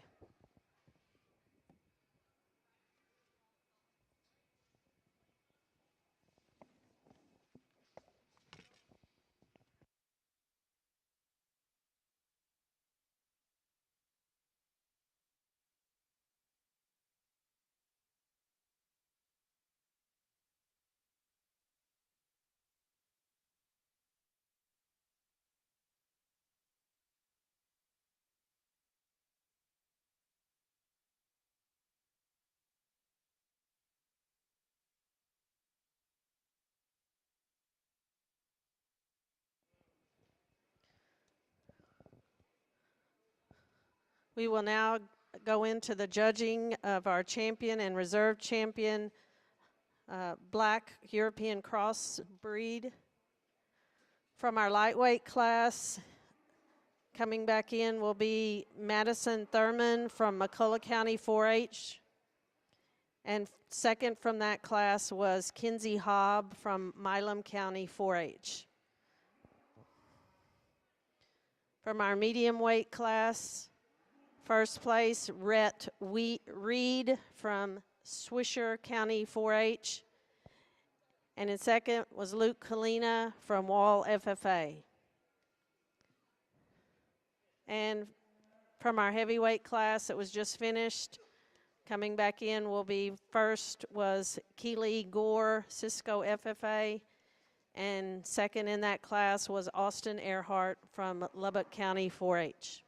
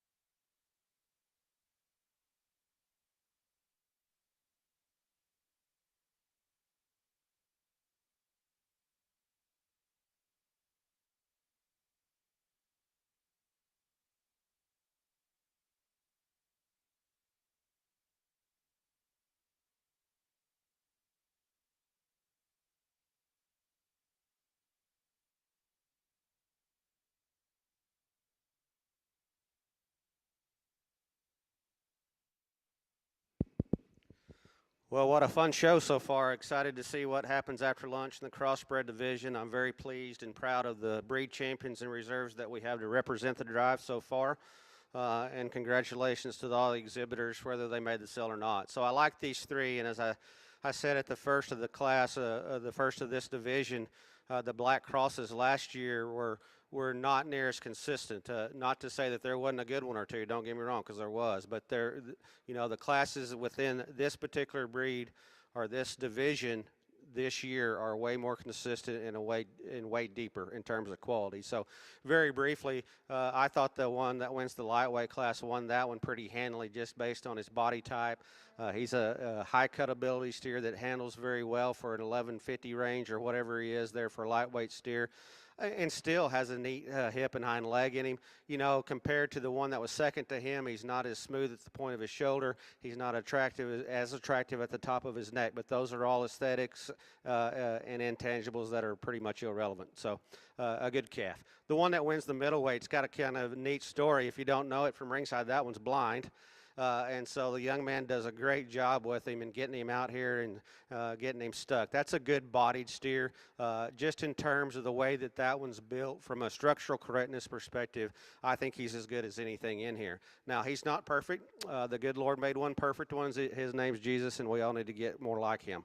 But the one that wins the middleweight is a good bodied, good looking calf. He could use a shot more true shape all the way down his spine to be just a really, really good one.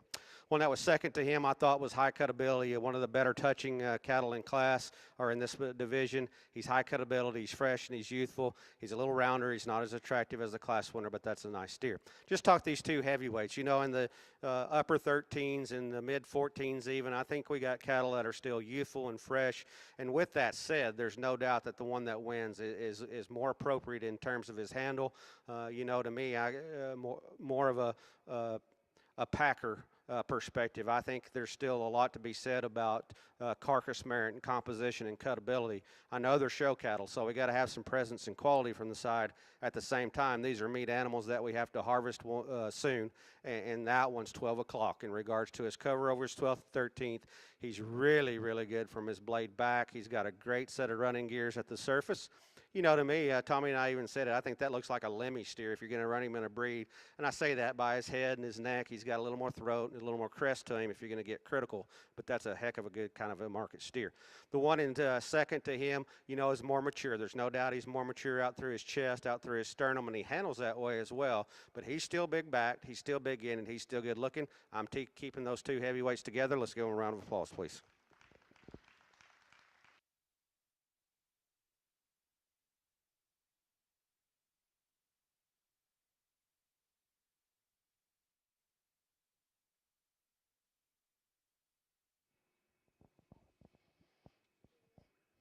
Your champion, Black Cross, comes out of the heavyweight class, Keely Gore, Cisco FFA. And your reserve champion out of the same heavyweight class will be Austin Earhart, Lubbock County 4-H.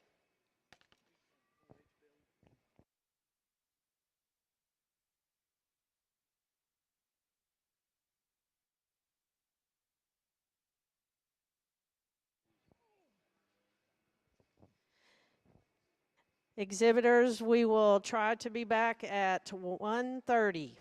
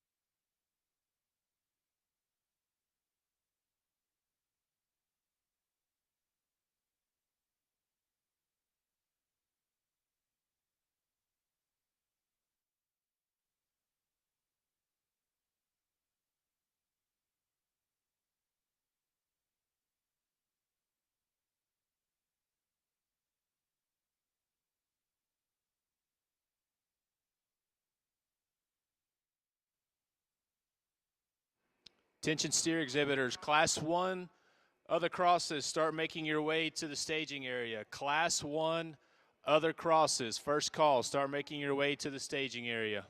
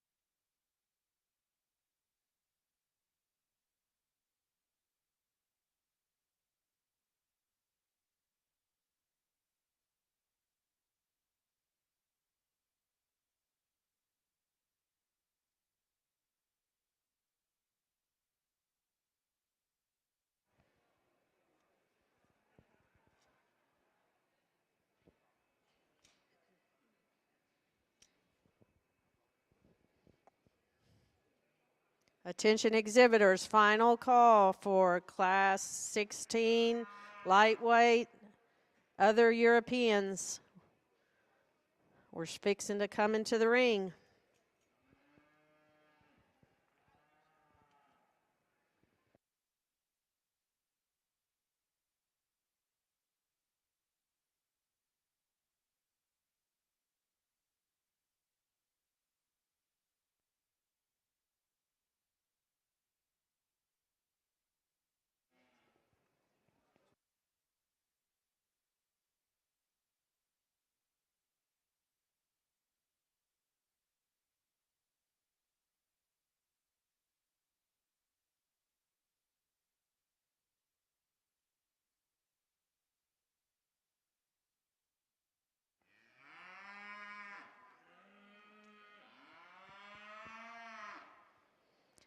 We want to welcome everyone back. Hope you had a good lunch. I know we did. And I'm going to put a shout out again to Donnie and Danelle Sweatner from Miles, Texas. They own the depot and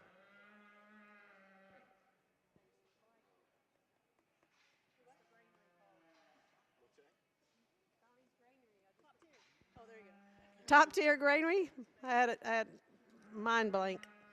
Top Tier Granary, we appreciate them. They sponsored our lunch for our steer committee, and Donnie does a lot for Tom Green, Runnels County area, and we appreciate his support of the San Angelo Steer Show.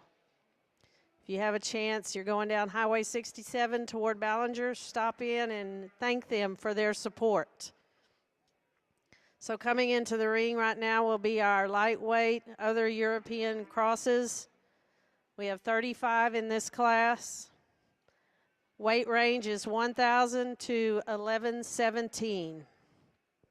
Exhibitors in this class are Maley Woodworth, Caldwell County 4-H, Jacob Alba, Coleman County 4-H, Kennedy Poe, Stephenville FFA, Bella Parker, Hood County 4-H, Riley Sims, Perrin FFA, Cole Keeney, Perrin FFA, Brianna Ryburn, Perini FFA, or Perrin FFA, excuse me, Colton Clark, Godley FFA, Harley Lyle, Burleson Centennial, Fisher Pope, Kimball County 4-H, Caper Harris, Colorado FFA, Kyla Rich, Westbrook FFA, Kylie Matos, Westbrook FFA, Destiny Tenerio, Westbrook FFA, Ashley Boyd, Highland FFA, Laney Haver, Robertson County 4-H, Jacqueline Dankworth, Ballinger FFA, Will Christian, Runnels County 4-H, Skyla Shannon, San Saba County 4-H, Macy Jackson, Tom Green County 4-H, Carter Aldridge, Tom Green County 4-H, McKaylee Brock, Very Best FFA, Soraya Wheeler, Wall FFA, Blaze Benson, Tom Green County 4-H, Farron Speck, Tom Green County 4-H, Jenna McClurg, Bowie Austin, FFA. Brooklyn Buckingham, Fort Elliott, FFA. Trail Schrader, Thrall, FFA. Christy Kelly, Fisher County 4-H. Aubrey Pope, Kimball County 4-H. Caitlin Wilson, Breckenridge, FFA. Heads up, we have a loose steer.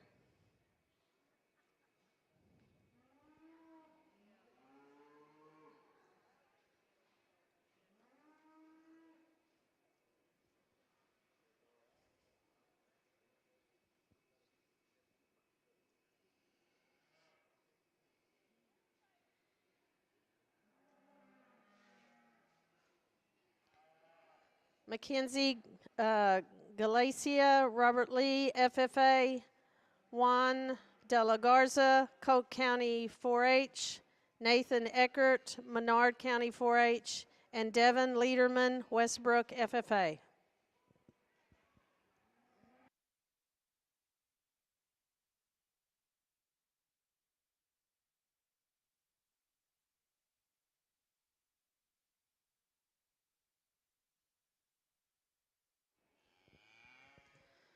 Again, evaluating our cattle today is Mr. Chad Coburn, County Extension Agent from Sterling County. Chad has been there for several years. He was our judge last year. He and his wife Tracy have 2 kids, and Chad has done a lot of work with livestock judging teams from the area, taking them to state and national and winning honors there as well. We appreciate Chad being here today to evaluate our steers.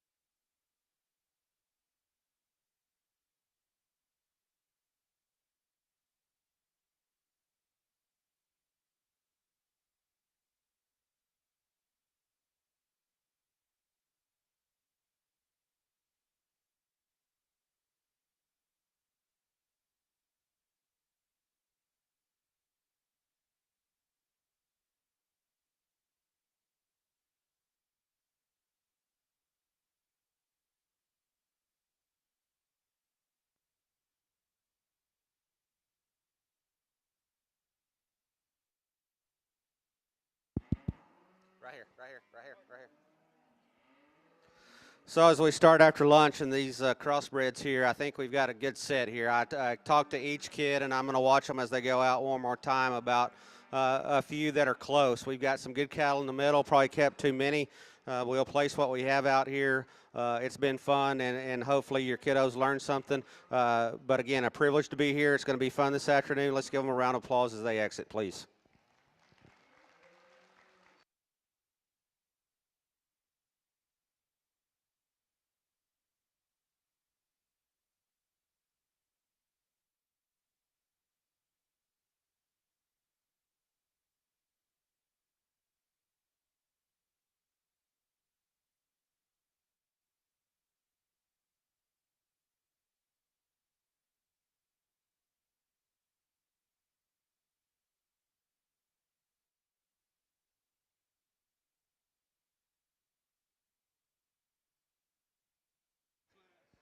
Heads up, loose calf.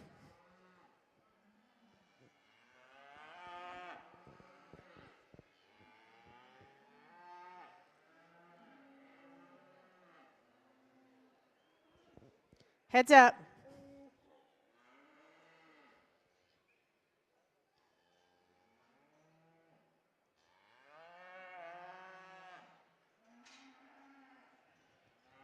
Watch out.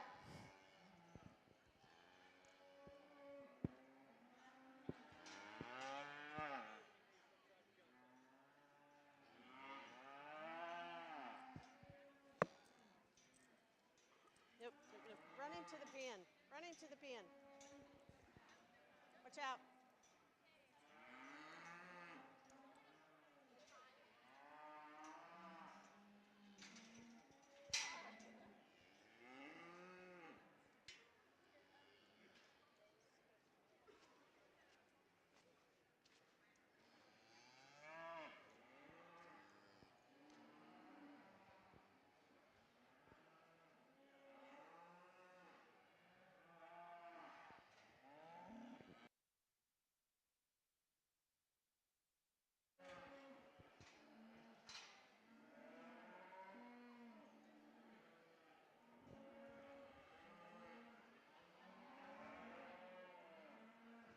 Exhibitors on the rail, be aware, we have a loose calf. He's a little bit crazy.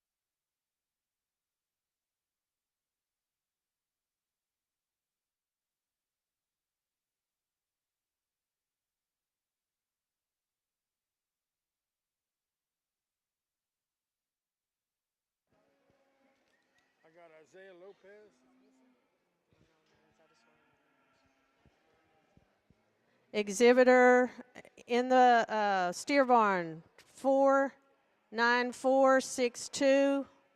We're needing you in the holding area. 51253. We need you in the holding area. Bring your steer on down.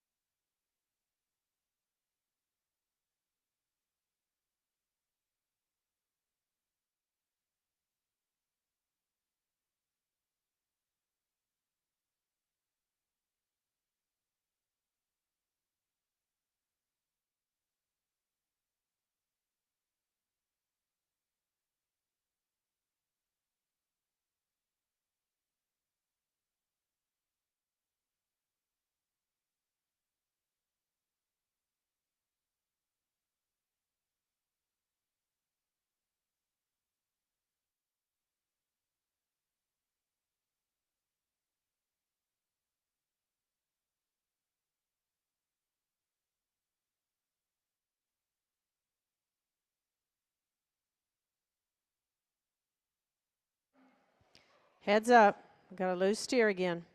2 of them. What y'all feed them at lunch? 3.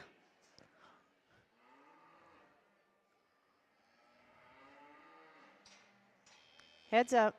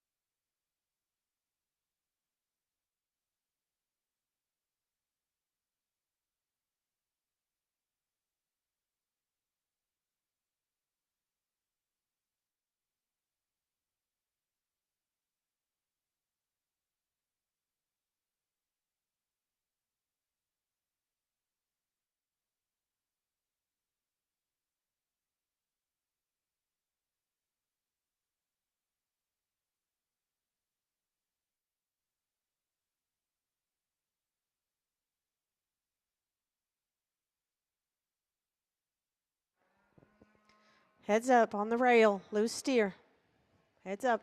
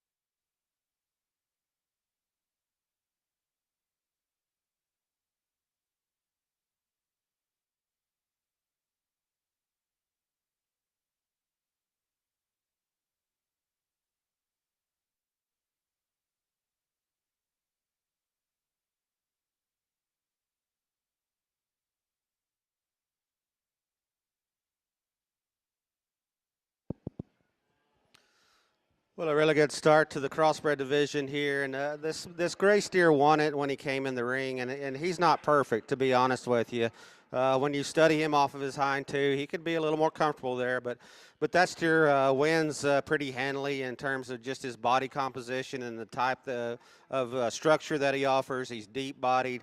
Appears to be kind of an easy feeding look to him, and he still has muscle and shape, and he's not unsound and still presents a nice enough silhouette from the side. This is a very close pair between second and third. You've got one that's a little further along compositionally that's going to get the nod, and you got one that's got a good future ahead of him in third. And so I missed this calf, I'll be honest with you, when he came in. He's wanting to be, he's not mean, but he's wanting to be kind of a knucklehead in terms of getting shown.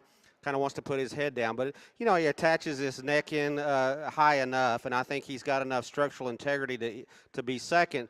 But he wins that pair just based on his body composition. He's got more natural shape to him. He's fatter. He's more appropriate in terms of his quality grade, and so he's going to get the nod there. But I think it's close. The one in third, better fronted. There's no doubt that he's smoother at the point of his shoulder. He attaches a longer neck higher at the top of his blade. He's a little green and immature down the lower one-third of his rib, and so with time and days on feed, that's a very competitive lightweight steer. I actually prefer him through his front one-third compared to anything else in here. He just needs some time. This Brindle one, I'm sure they ran him a different breed. It's not my job to classify him, but I think that's a good kind of a calf. Good looking. He just needs to be belly down, and I think, again, in a March scenario or a Houston, Austin type deal, that's a very, very competitive steer, especially if he gets in for whatever they're going to run him. None of my business. That's just a good-looking, structurally correct one that's got plenty of muscle. He needs more body to be more competitive in this particular drive. Real green yellow one coming around. Parts and pieces of him I really like. He's a long-bodied, high-performing kind of calf that's sound at the ground. He needs a lot of time. He needs more fat on him, to be honest with you. As you study him up front, little bowler shoulder, a little deeper through his chest, maybe not as attractive there, but that's a nice kind of a steer. Fundamentally, I like this red and white one. I think he's just sound. He's good-bodied. He's not as attractive. He doesn't have the wow factor of some of those other cattle, but more specifically, as you study his bone circumference and his foot size, that guy's pretty frail at the ground compared to the rest of the field. That's where we'd stouten him up and make him just a tick better. One of the best-looking ones, no doubt, is the gray one. So from ringside, if you like him and say he's the flexible, comfortable, attractive one, that is for sure the truth. He's too flat in his rib, and so consequently not enough shape up high for me, but that's a good kind of a steer. When this little yellow one came in, I thought we could build a class around him because of just his muscle. He's a carcass-driven kind of a steer that has a huge top-side shape in relation to his frame. Longer he stays in, the harder bodied he gets and the tighter he gets at the surface, and so we change him there, but a nice kind of calf to make the first pull. Let's congratulate these kids, a nice trio on top.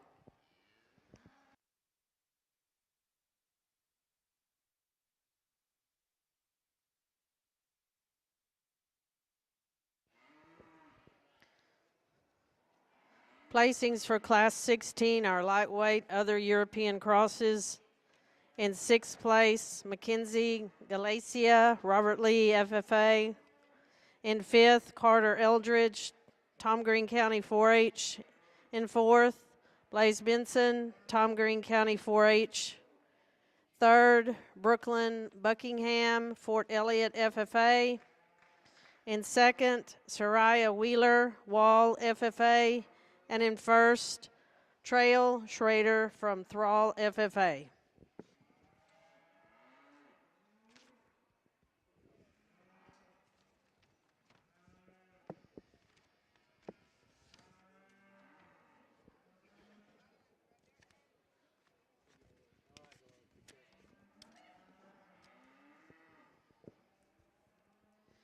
Coming into the ring now will be Class 2 of our other European crosses. We have 35 in this class.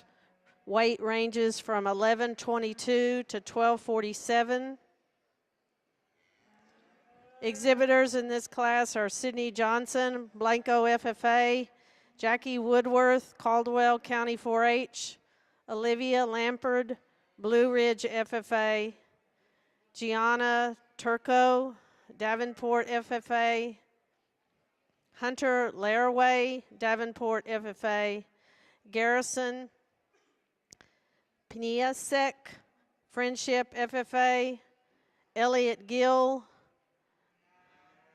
Santillo FFA, Kennedy Poe, Stephenville FFA, Kenley Barnett, Fisher County 4-H, Jaden Hedges, Whitesboro FFA, Carson Kaufman, Guadalupe County 4-H, Ryland Cox, Hayes County 4-H, Savannah Brumbaloo, Perrin FFA, Michaela Yanisek, Karnes County 4-H, Isaiah Hernandez, Llano County 4-H, Peyton Nuncio, McCullough County 4-H, Mackenzie Schuling, Medina County 4-H, Isaiah Lopez, Midland Legacy FFA, Emmett Whittley, Westbrook FFA,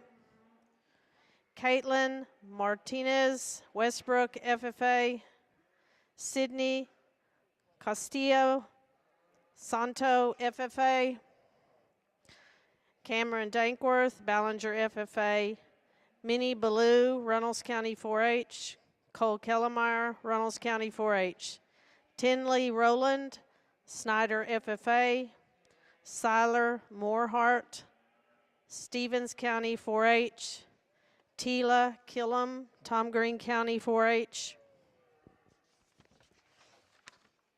Sierra Killam, Tom Green County 4-H, Elena Garcia, Bowie Austin FFA, Jewel Pitcock, Robert Lee FFA, Mackenzie Galicia, Robert Lee FFA, Emma Seiler, Bront FFA, and Bethany Seiler, Bront FFA, and Madeline Williams, Mason FFA.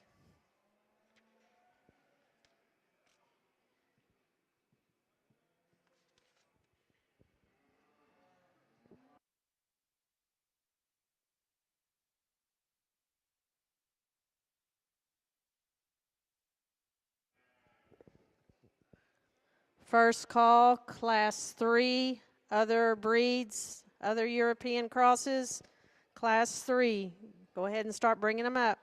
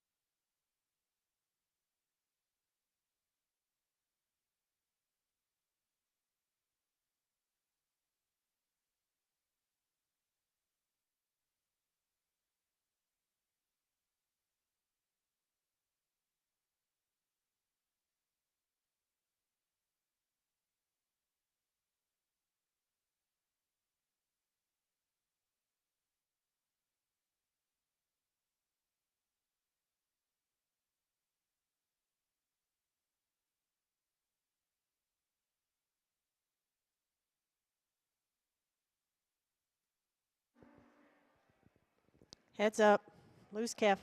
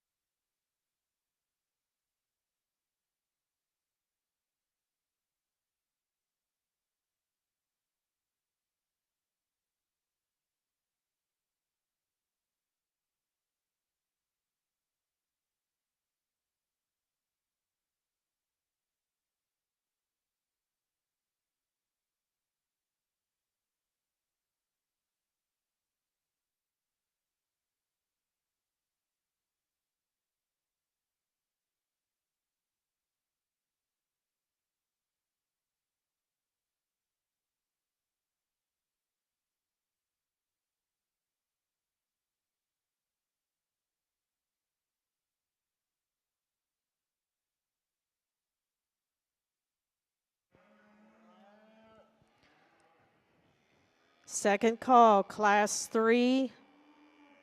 Second call, Class 3, other crosses.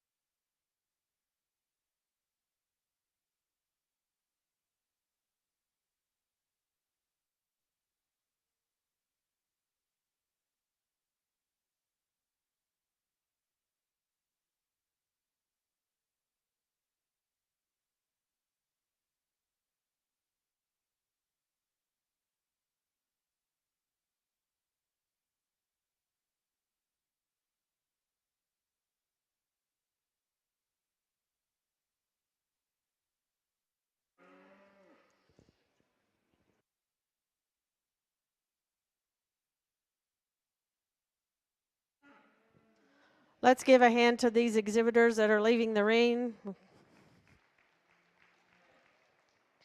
We thank you for coming today.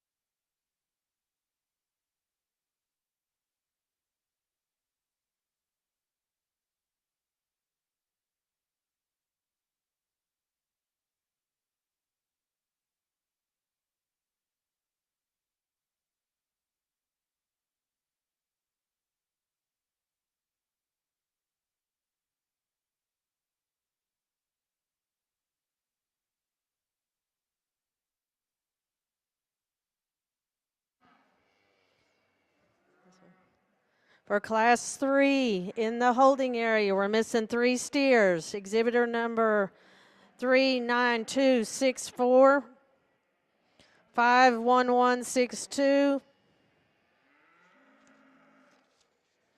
and 51167. We need your steers in the holding area.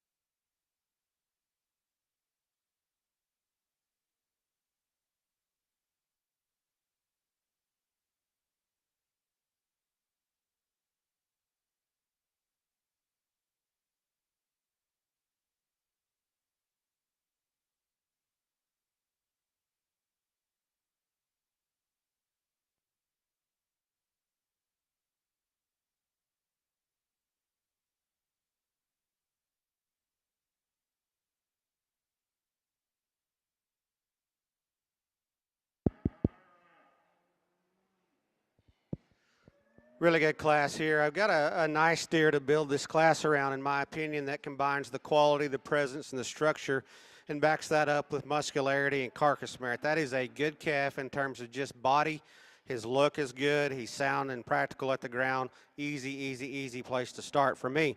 After that, there's a decision to make. It's going to be ultimately based on soundness and functionality at the ground. That's where the white one beats the red one. He's maybe not aesthetically pleasing out through his neck or out through his throat, but he's sound. He's comfortable at the surface. That guy's got a big top shape in him in regards to his muscle type up high. Little rounder out of his hip. We want to push his tail head down on him just a tick, but that's a nice fundamental sound kind of calf that's a logical second. On the stand, I prefer the one in third to be second. Unfortunately, we have to ask him to move. He's a little tighter. He's a little straighter from hot to ground and stamps him down a little bit hard for me. Maybe not the explosion of muscle through the lower one-third of his stifle, but that's a nice calf on the stand that's certainly high quality. Good steer here. This one's a little funky in terms of his hind leg. I think he's still sound. He's clean jointed. He gets a little rounder out of his hip. He gets a little narrower at the ground. He's deceivingly got a big top shape in him. Handles really good in terms of carcass merit. He's just not quite perfect off of those rear two, and so that's why he sits in 4.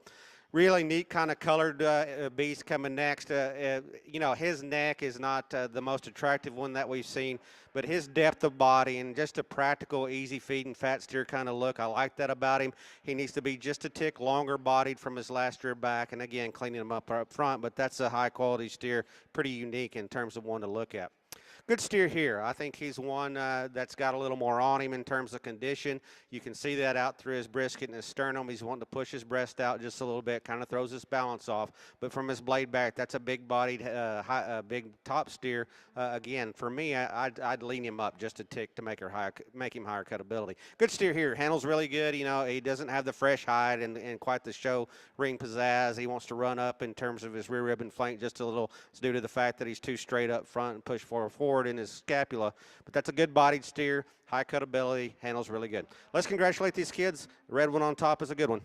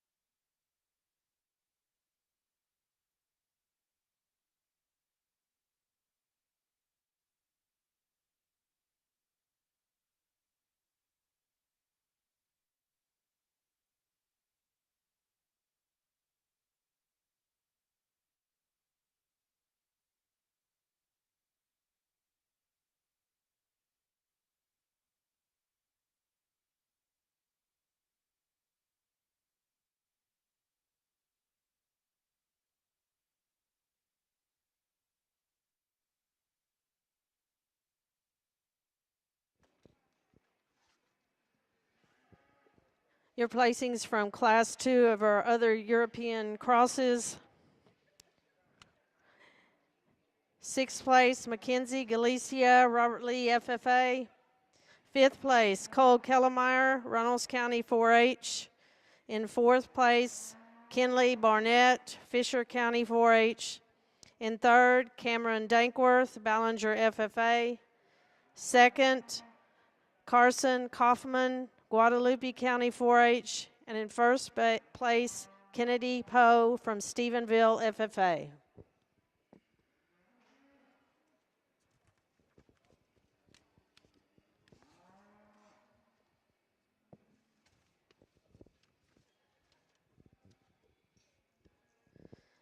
Now coming into the ring will be Class 3 of our other European crosses. We have 32 in this class. Weight range from 1249 to 1340. Exhibitors are Alexandra Thomas, East Central FFA, Ashton Adams, Brown County 4-H, Aiden Hovind, Princeton FFA, Georgia Cornett, Dublin FFA, Halen Gimbler, Marion FFA, Peyton Nuncio, McCullough County 4-H, Kelton Carver, Hale County 4-H, Cannon Potter, Harris County 4-H, Caitlin Cody, Burleson Centennial, Logan Yancek, Karnes County 4-H, Caden Carter, Kent County 4-H, Brody Langford, Olton FFA, Caroline Moonson, Shallowwater FFA, Austin Earhart, Lubbock County 4-H, Madeline Williams, Mason FFA, Kimberly Lambert, Midland County 4-H, Tatum Bales, Midland County 4-H, Delaney Fuller, Westbrook FFA, Trent Henderson, Westbrook FFA, Camden Fullwood, Nolan County 4-H, Jacqueline Dankworth, Ballinger FFA, Kenya Boone, Runnels County 4-H, Sheldon Book, Runnels County 4-H, Tinley Threadgill, Sinton FFA, Stetson Digby, Scurry County 4-H, Lawson Dankworth, Tom Green County 4-H. Brooklyn Buckingham, Fort Elliott FFA, Victoria Halterman, Wheeler FFA, and Brody Beck from Paducah FFA.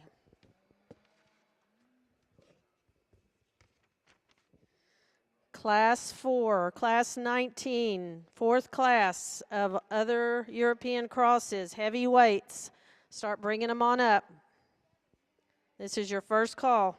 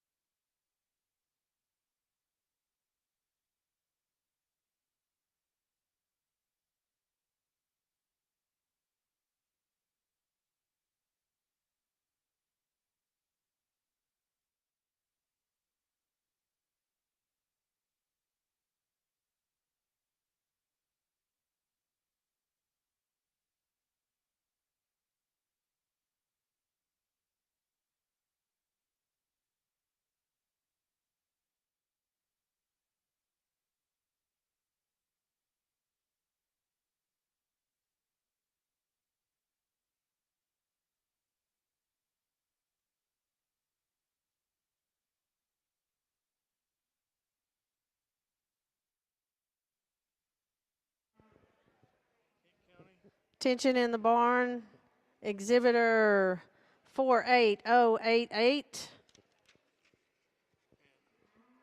42239. We're a miss.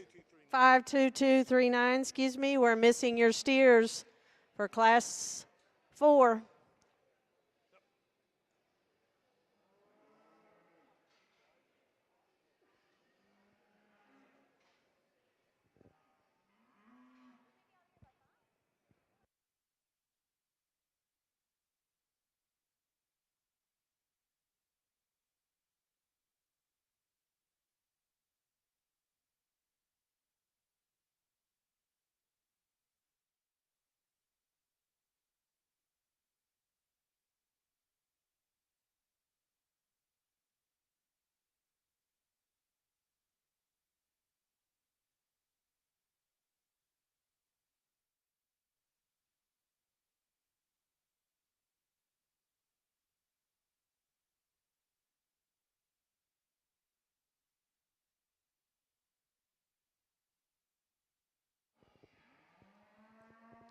Let's give a round of applause to these exhibitors who are exiting the ring right now.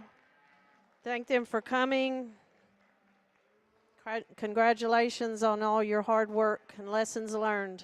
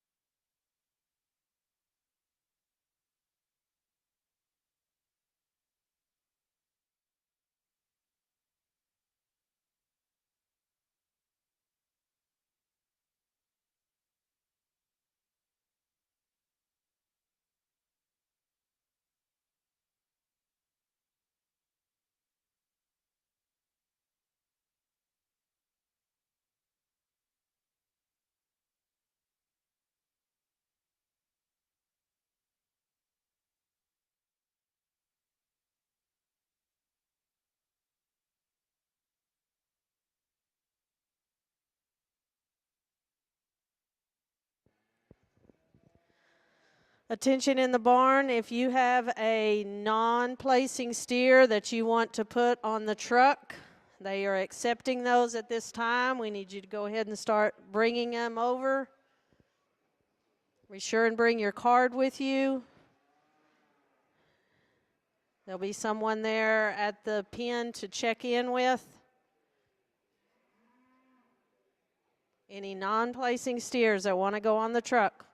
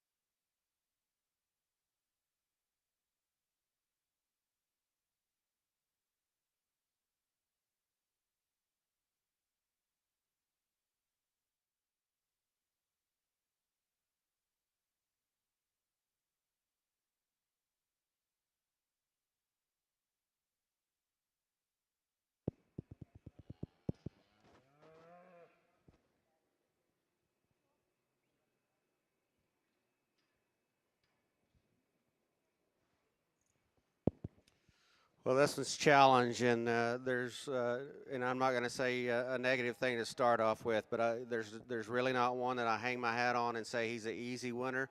But all three of these are high quality steers, and so the decision I finally ended up making is the combination of body and still relatively sound at the ground, and still has more body shape and tremendous muscle up high, is the yellow one. And again, it doesn't hurt my feelings to pull him off the wall and say he didn't just overwhelm me at the gate. But at the same time, that steer, the longer I study him, the better he gets in my mind, just based on a pretty complete one.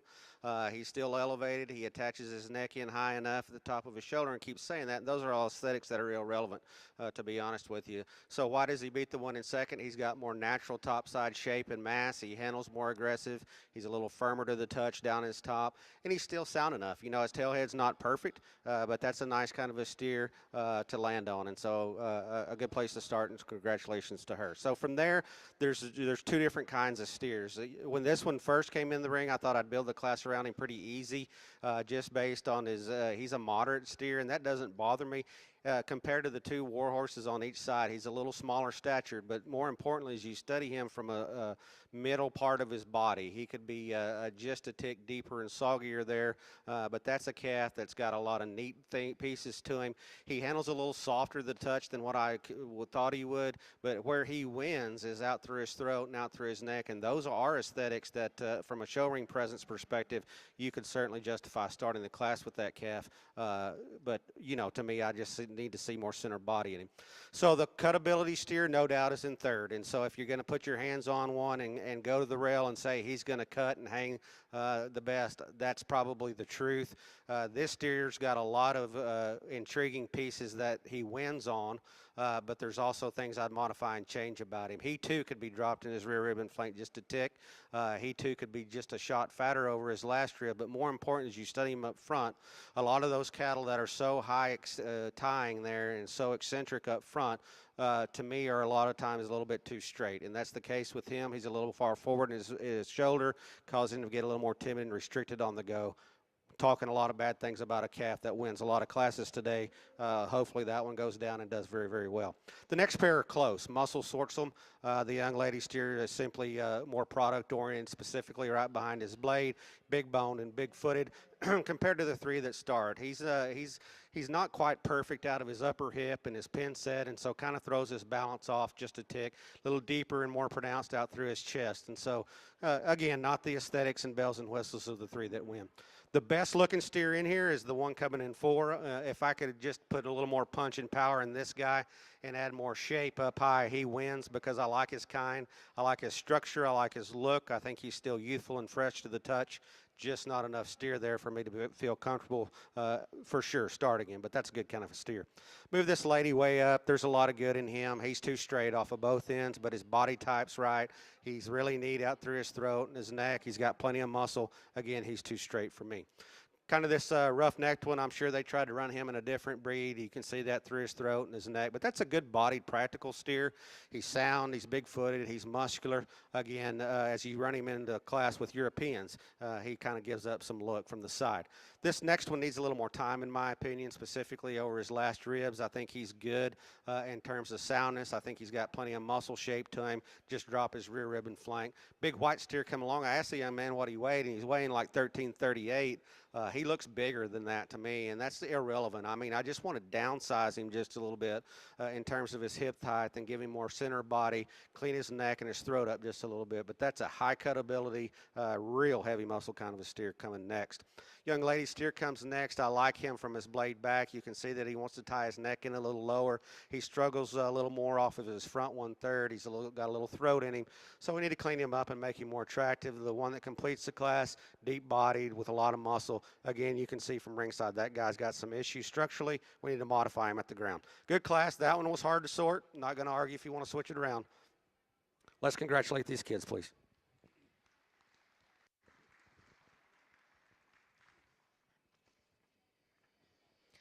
Results from Class 3 of our other European crosses. In 6th place, Brooklyn Buckingham, Fort Elliott FFA.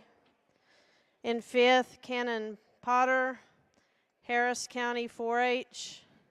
In 4th, Cambry Lambert, Midland County 4-H. In third, Caroline Munson, Shallow Water FFA. In second, Ashton Adams, Brown County 4-H. And in first place, Tatum Bales from Midland County 4-H.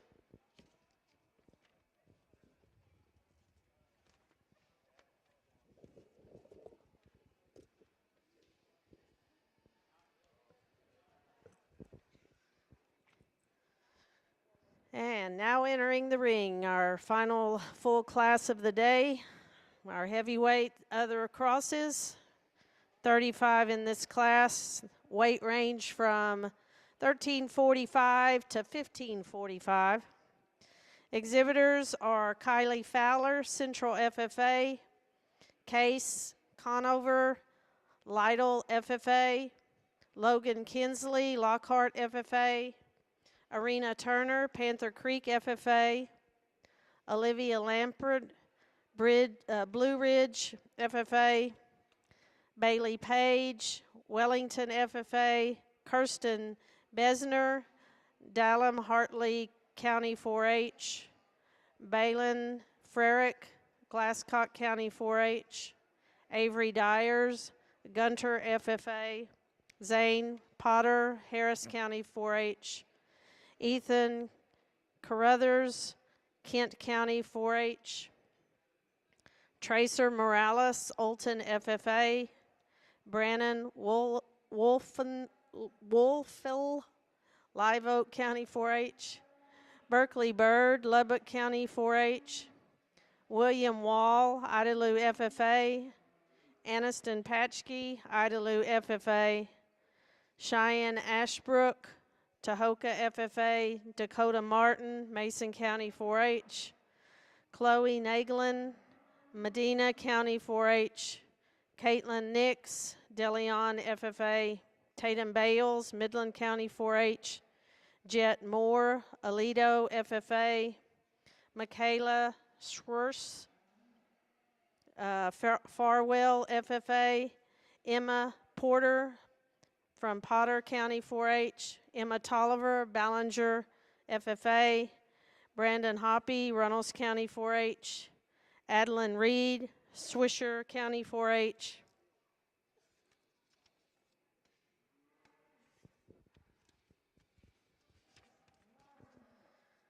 Wesley Sparks, Wall FFA, Will Aldridge, Tom Green County 4-H, Soraya Wheeler, Wall FFA, Chloe Wall Ruffin, Bowie Austin FFA, Logan Hodgson, Travis County 4-H, Lindy Carpenter, Victory FFA, Ashton Floyd, Denver City FFA, Jade Stone, Martin County 4-H, Bradley Minth, Floresville FFA, and Caden Mason from Montgomery FFA.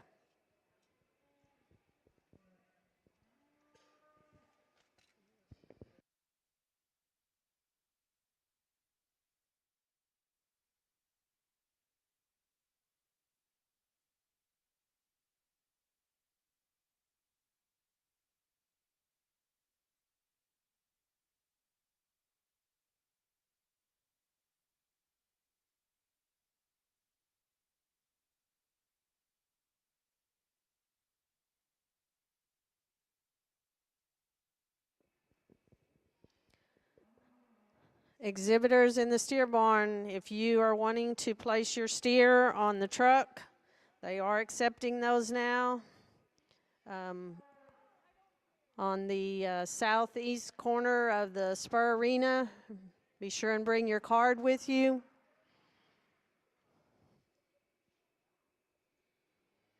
If you're planning on putting them on the truck and not taking them home, bring them on down.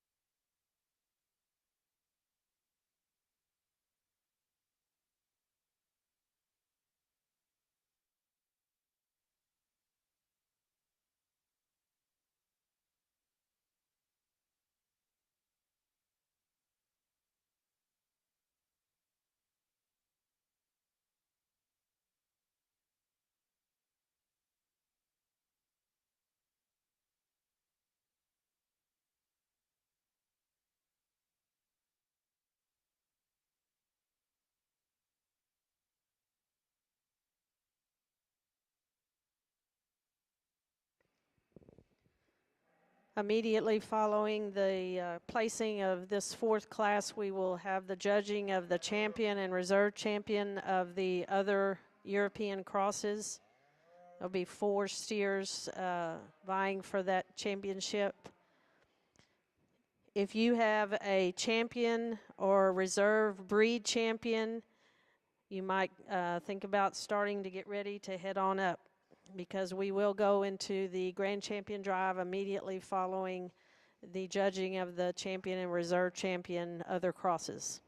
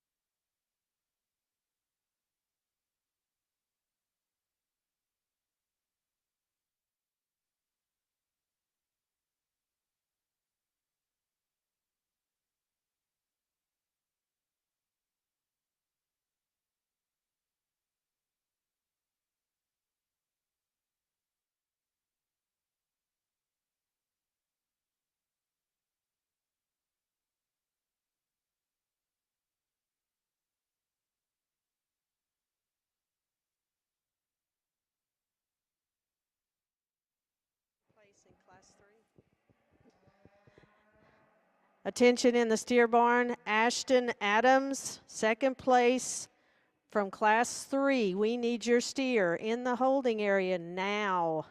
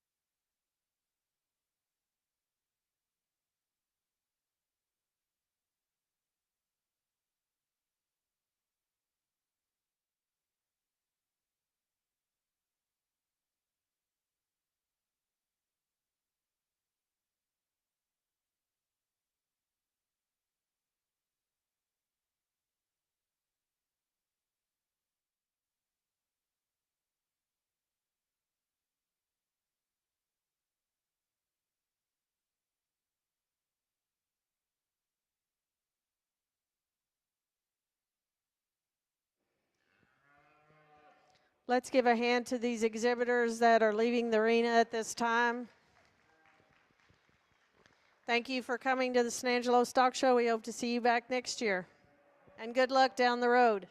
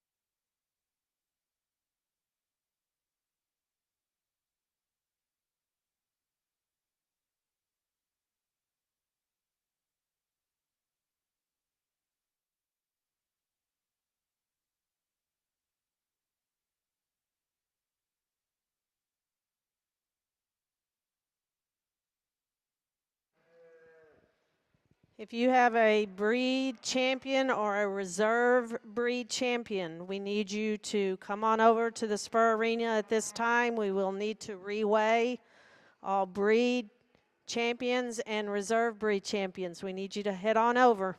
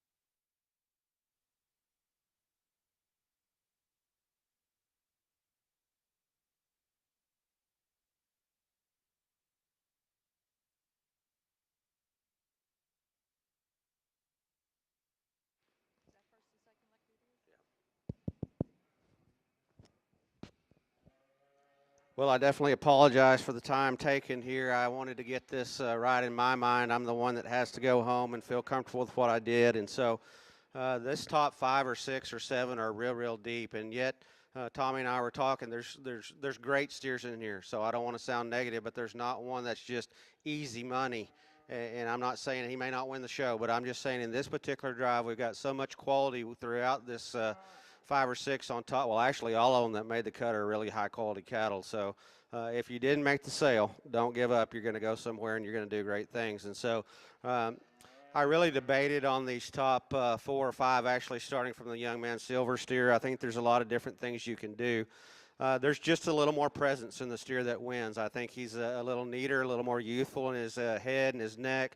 That guy's got a tremendous topside shape and mass, and you put him in motion, I think he's still comfortable at the surface. He's not as stout in regards to his bone and foot as the steer behind him, but I think he's still a high cut ability steer that has a nice look to him from the side, a good kind of a steer to go ahead and win.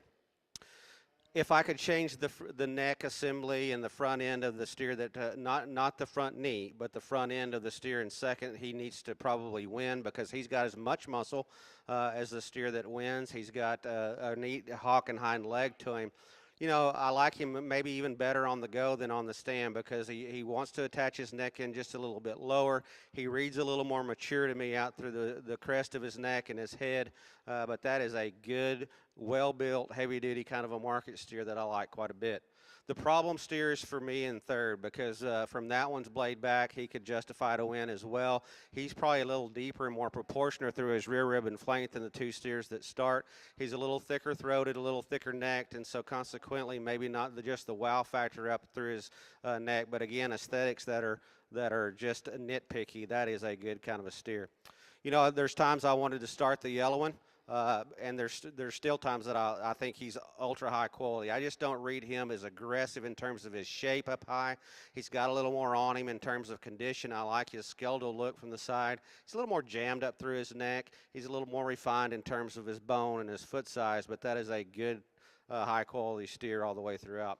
Another kind of a problem steer for me comes next on the stand. I like him as good as any. I like him up through his neck. I like the ways he transitions into his full rib up top.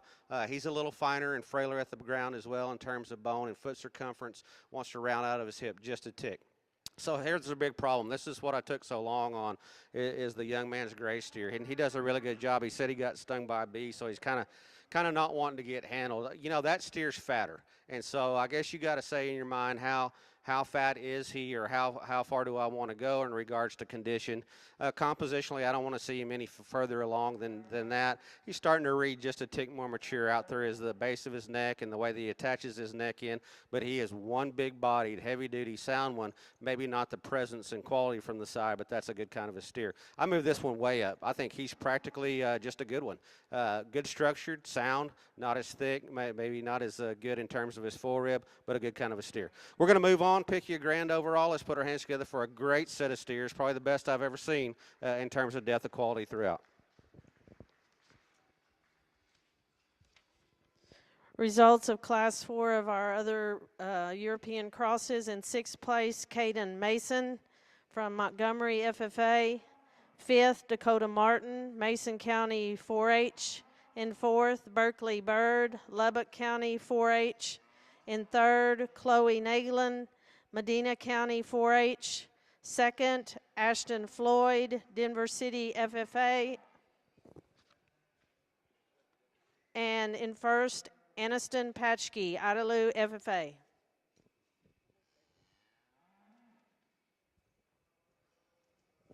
We will now go into the judging of our other European cross champion and reserve champion. From the lightweight class, class 16, coming back into the ring will be Trail Schrader from Thrall FFA.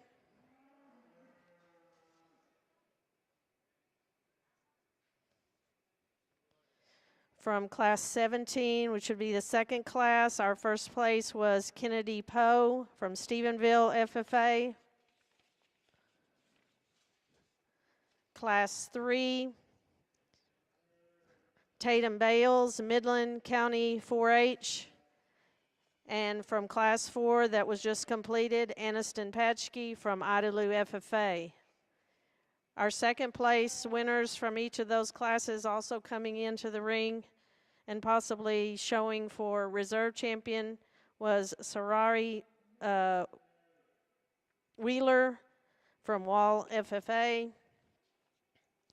From the second class, Carson Kaufman, Guadalupe County 4-H. From Class 3 is Ashton Adams, Brown County 4-H. And from Class 4 that was just completed,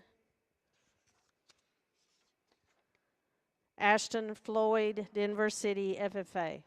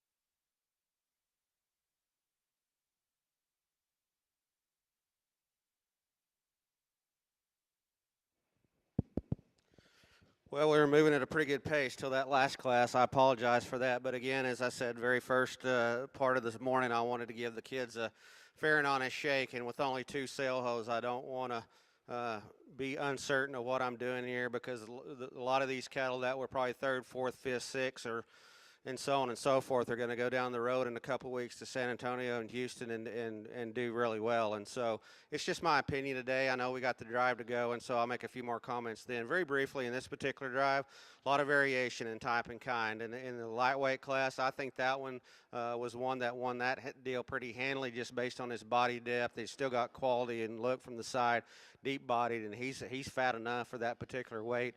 Just a nice kind of a practical market steer. I'll be honest with you, the one I prefer the most, just in terms of presence and quality, is the one out of Class 2. I don't know that he's stout enough to go ahead and say he wins, but that steer is built right in terms of fundamentals. He's good looking, he's sound, he's practical, and he's got enough to him for that particular class. Weighing in the low 12s or mid 12s, you got to question yourself, is there enough steer there? If you just want to take a picture of one and say he's the best built one, I agree 100%.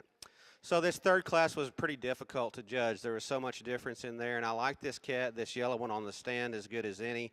I think he's deceivingly massive in terms of his topside shape and power. He's good. He handles really good from a cutability perspective. He's a little tighter and more restricted on the go at the surface, but that's a good kind of a steer.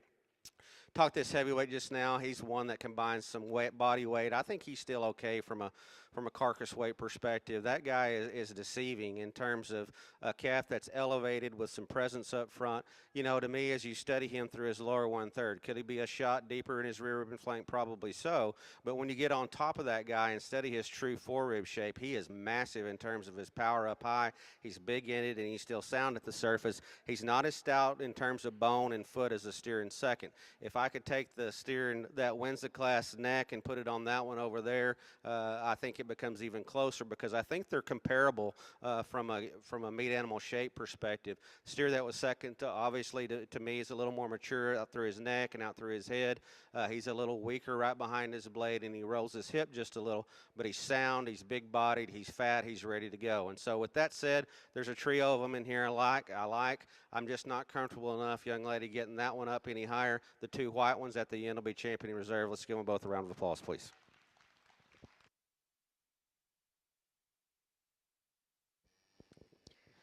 Your champion other European breeds and crosses come out of the heavyweight class. Aniston Patchke will be your champion.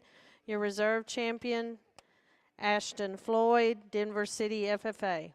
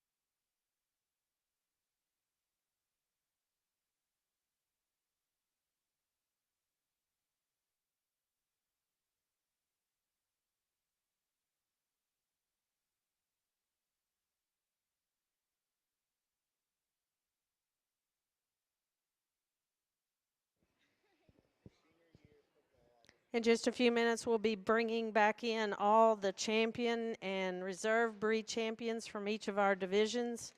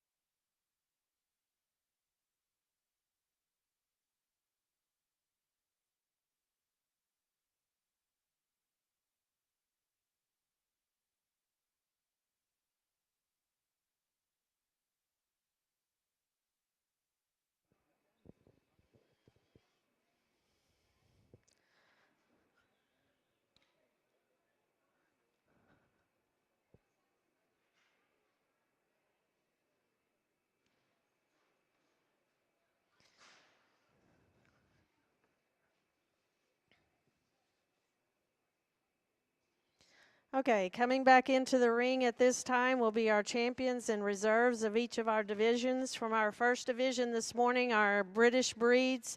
Our champion is Aniston Floyd, Denver City FFA. Our reserve champion was London Bird from Lubbock County 4-H. In our American division, our champion went to Tucker Wells, Guadalupe County 4-H. And our reserve champion was Steele Kinney from Llano County 4-H. In our Black European division, our champion was Keely Gore from Cisco FFA, and reserve champion was Austin Earhart from Lubbock County 4-H. And from our last division that was just completed, our other European breeds and crosses, our champion was Aniston Patchke, Idalou FFA, and our reserve champion was Ashton Floyd, Denver City FFA.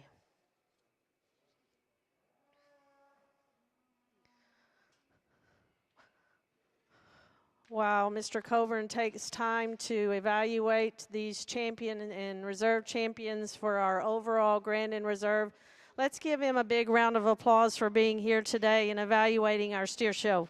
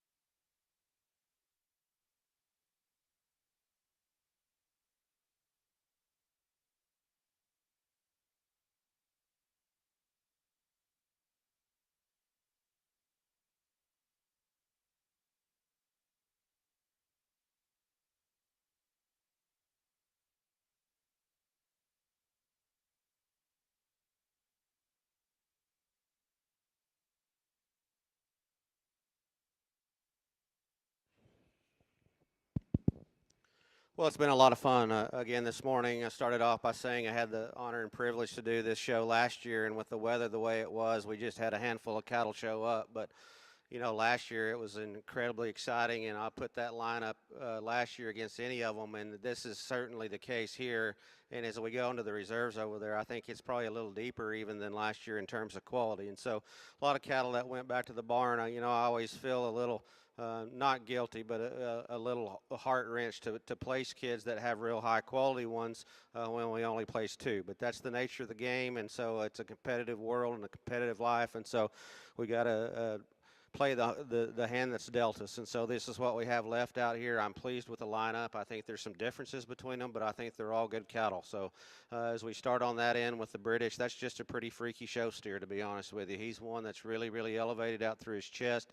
He's got a really long giraffe neck on him, and he actually attaches that into a big, big back and a big stout hip. He's still sound and practical from a hind leg perspective. The angle to his knee is fine. If you're going to get critical on him, he's a little bolder through the point of his shoulder, causes him to pinch in his rib cage just a little. But I'm not saying that one's lacking in muscularity up high. That's a really good, high quality, good looking show steer. So this yellow calf comes out of the American deal. I thought that the division was a little weaker in terms of quality throughout, maybe than even last year. But the two that we have representing that particular division are flat studs in terms of just fat steer proportions. This yellow thing is built right. He's got some presence and quality from the side. He's got some muscle shape to him. We ask him to move. He's a little rounder out of his hip, maybe a little tighter off of his rear hock, but he's certainly in contention and is definitely crossing my mind. So this black one coming around here, you know, that's just a good steer. If you take his neck back, that's a good a steer as we have in here in terms of proportionality. The way that he's built out through his rear ribbon flank, his hock and hind leg are incredible. He's good in terms of levelness of lines. He's good in terms of his hip. He ain't the stoutest one out here, to be honest with you, but he's got plenty of shape to him. Again, Tommy and I discussed the fact that if that were to go and be a breed steer, he'd be a heck of a lemmy because he's kind of got that lemmy head, kind of got that throat latch to him. But that's a high-quality steer. He, too, is crossing my mind, as is the red one, to be honest with you. So get on these white ones again. We just talked those. That class where those came out of was incredibly tough, and I said it in class, and I'll say it again. There wasn't one out there that you just reach out and say, he is it. But when you get him out here amongst his contemporaries, he's the heavyweight, heavy-duty steer in terms of carcass merit. That guy's going to cut a huge loin eye. He still handles fresh and youthful to the touch. And he's got some presence and quality to him. You know, from side, you can say, yeah, you could use a shot more rear ribbon flank, but when you get up on that critter, that thing's got plenty of internal dimension to him, and he's really deceiving from a top side shape and a pin width perspective. That guy's stout. You know, if you want to get ultra critical on him other than his flank, let's give him a shot more bone and foot, but after all, that would just make him more proportional, and that would make it an easier decision. Very briefly, that Hereford's a daggum good one. He's big, but he's sound. He's practical. He doesn't have the eccentric look out through his neck or his throat compared to the red one that won that division. But that is a good-looking, deep-bodied, practical kind of a market steer that feeds and cuts very well. I'll tell you what, this black American comes in here, and he's got some presence to him. You know, if I could elevate him just a little bit out through his chest and, you know, the top of his shoulder would be proportional to the top of his hip, I think it becomes a very close decision for him even being the champion. He's big, he's heavy, he's ready, but he's a heck of a good kind of a steer. A little more mature look in the reserve black steer. You know, up front he's a little more mature and stale about his head. Good-bodied, sound, practical, and easy feeding. White one, I think he's in the hunt. There's no doubt in terms of just a good-bodied, heavy muscle steer. Those two white cattle put together just kind of dominate the thing in terms of sheer muscle shape. So if you just want to call them a muscle show, a market show based on muscularity, cutability, and quality grade, I think he certainly fits the mold. So to me, I'm going to move them one more time after I pick the grand. The white one wins it. Let's give her a round of applause, please.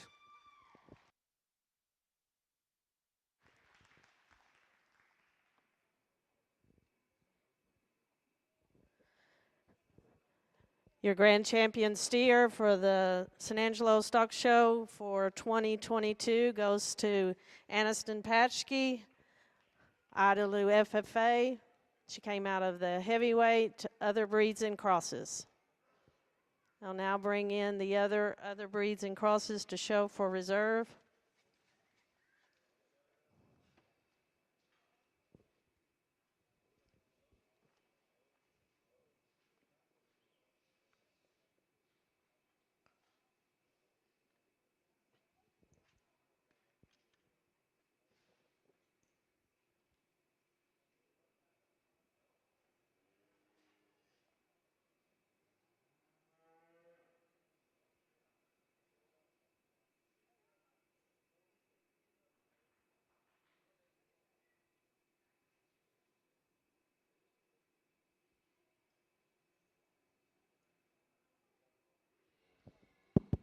Well, everybody's ready to get out of here and go home and do something else. And so this young lady brings her white one in here, and he compliments this line. And again, as I said just a few seconds ago, I invite you after this deal's over to get on top of this guy and study his true, aggressive, massive top shape.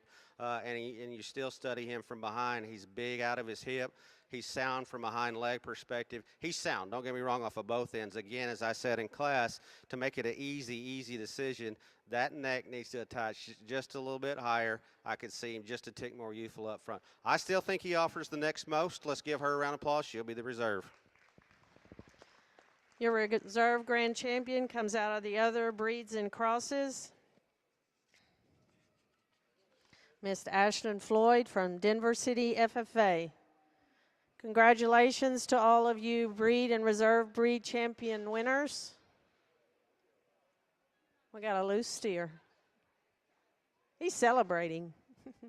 We want to thank all of you for coming to the San Angelo Stock Show, Steer Show. We appreciate all your support. Thank all of our committee members. We've done an outstanding job today. We appreciate everyone who has helped for the last couple of days. Again, thank you, Chad, for being here to judge. We appreciate you more than you will ever know. The premium sale will be on April the 16th, and we hope to see all of you back then.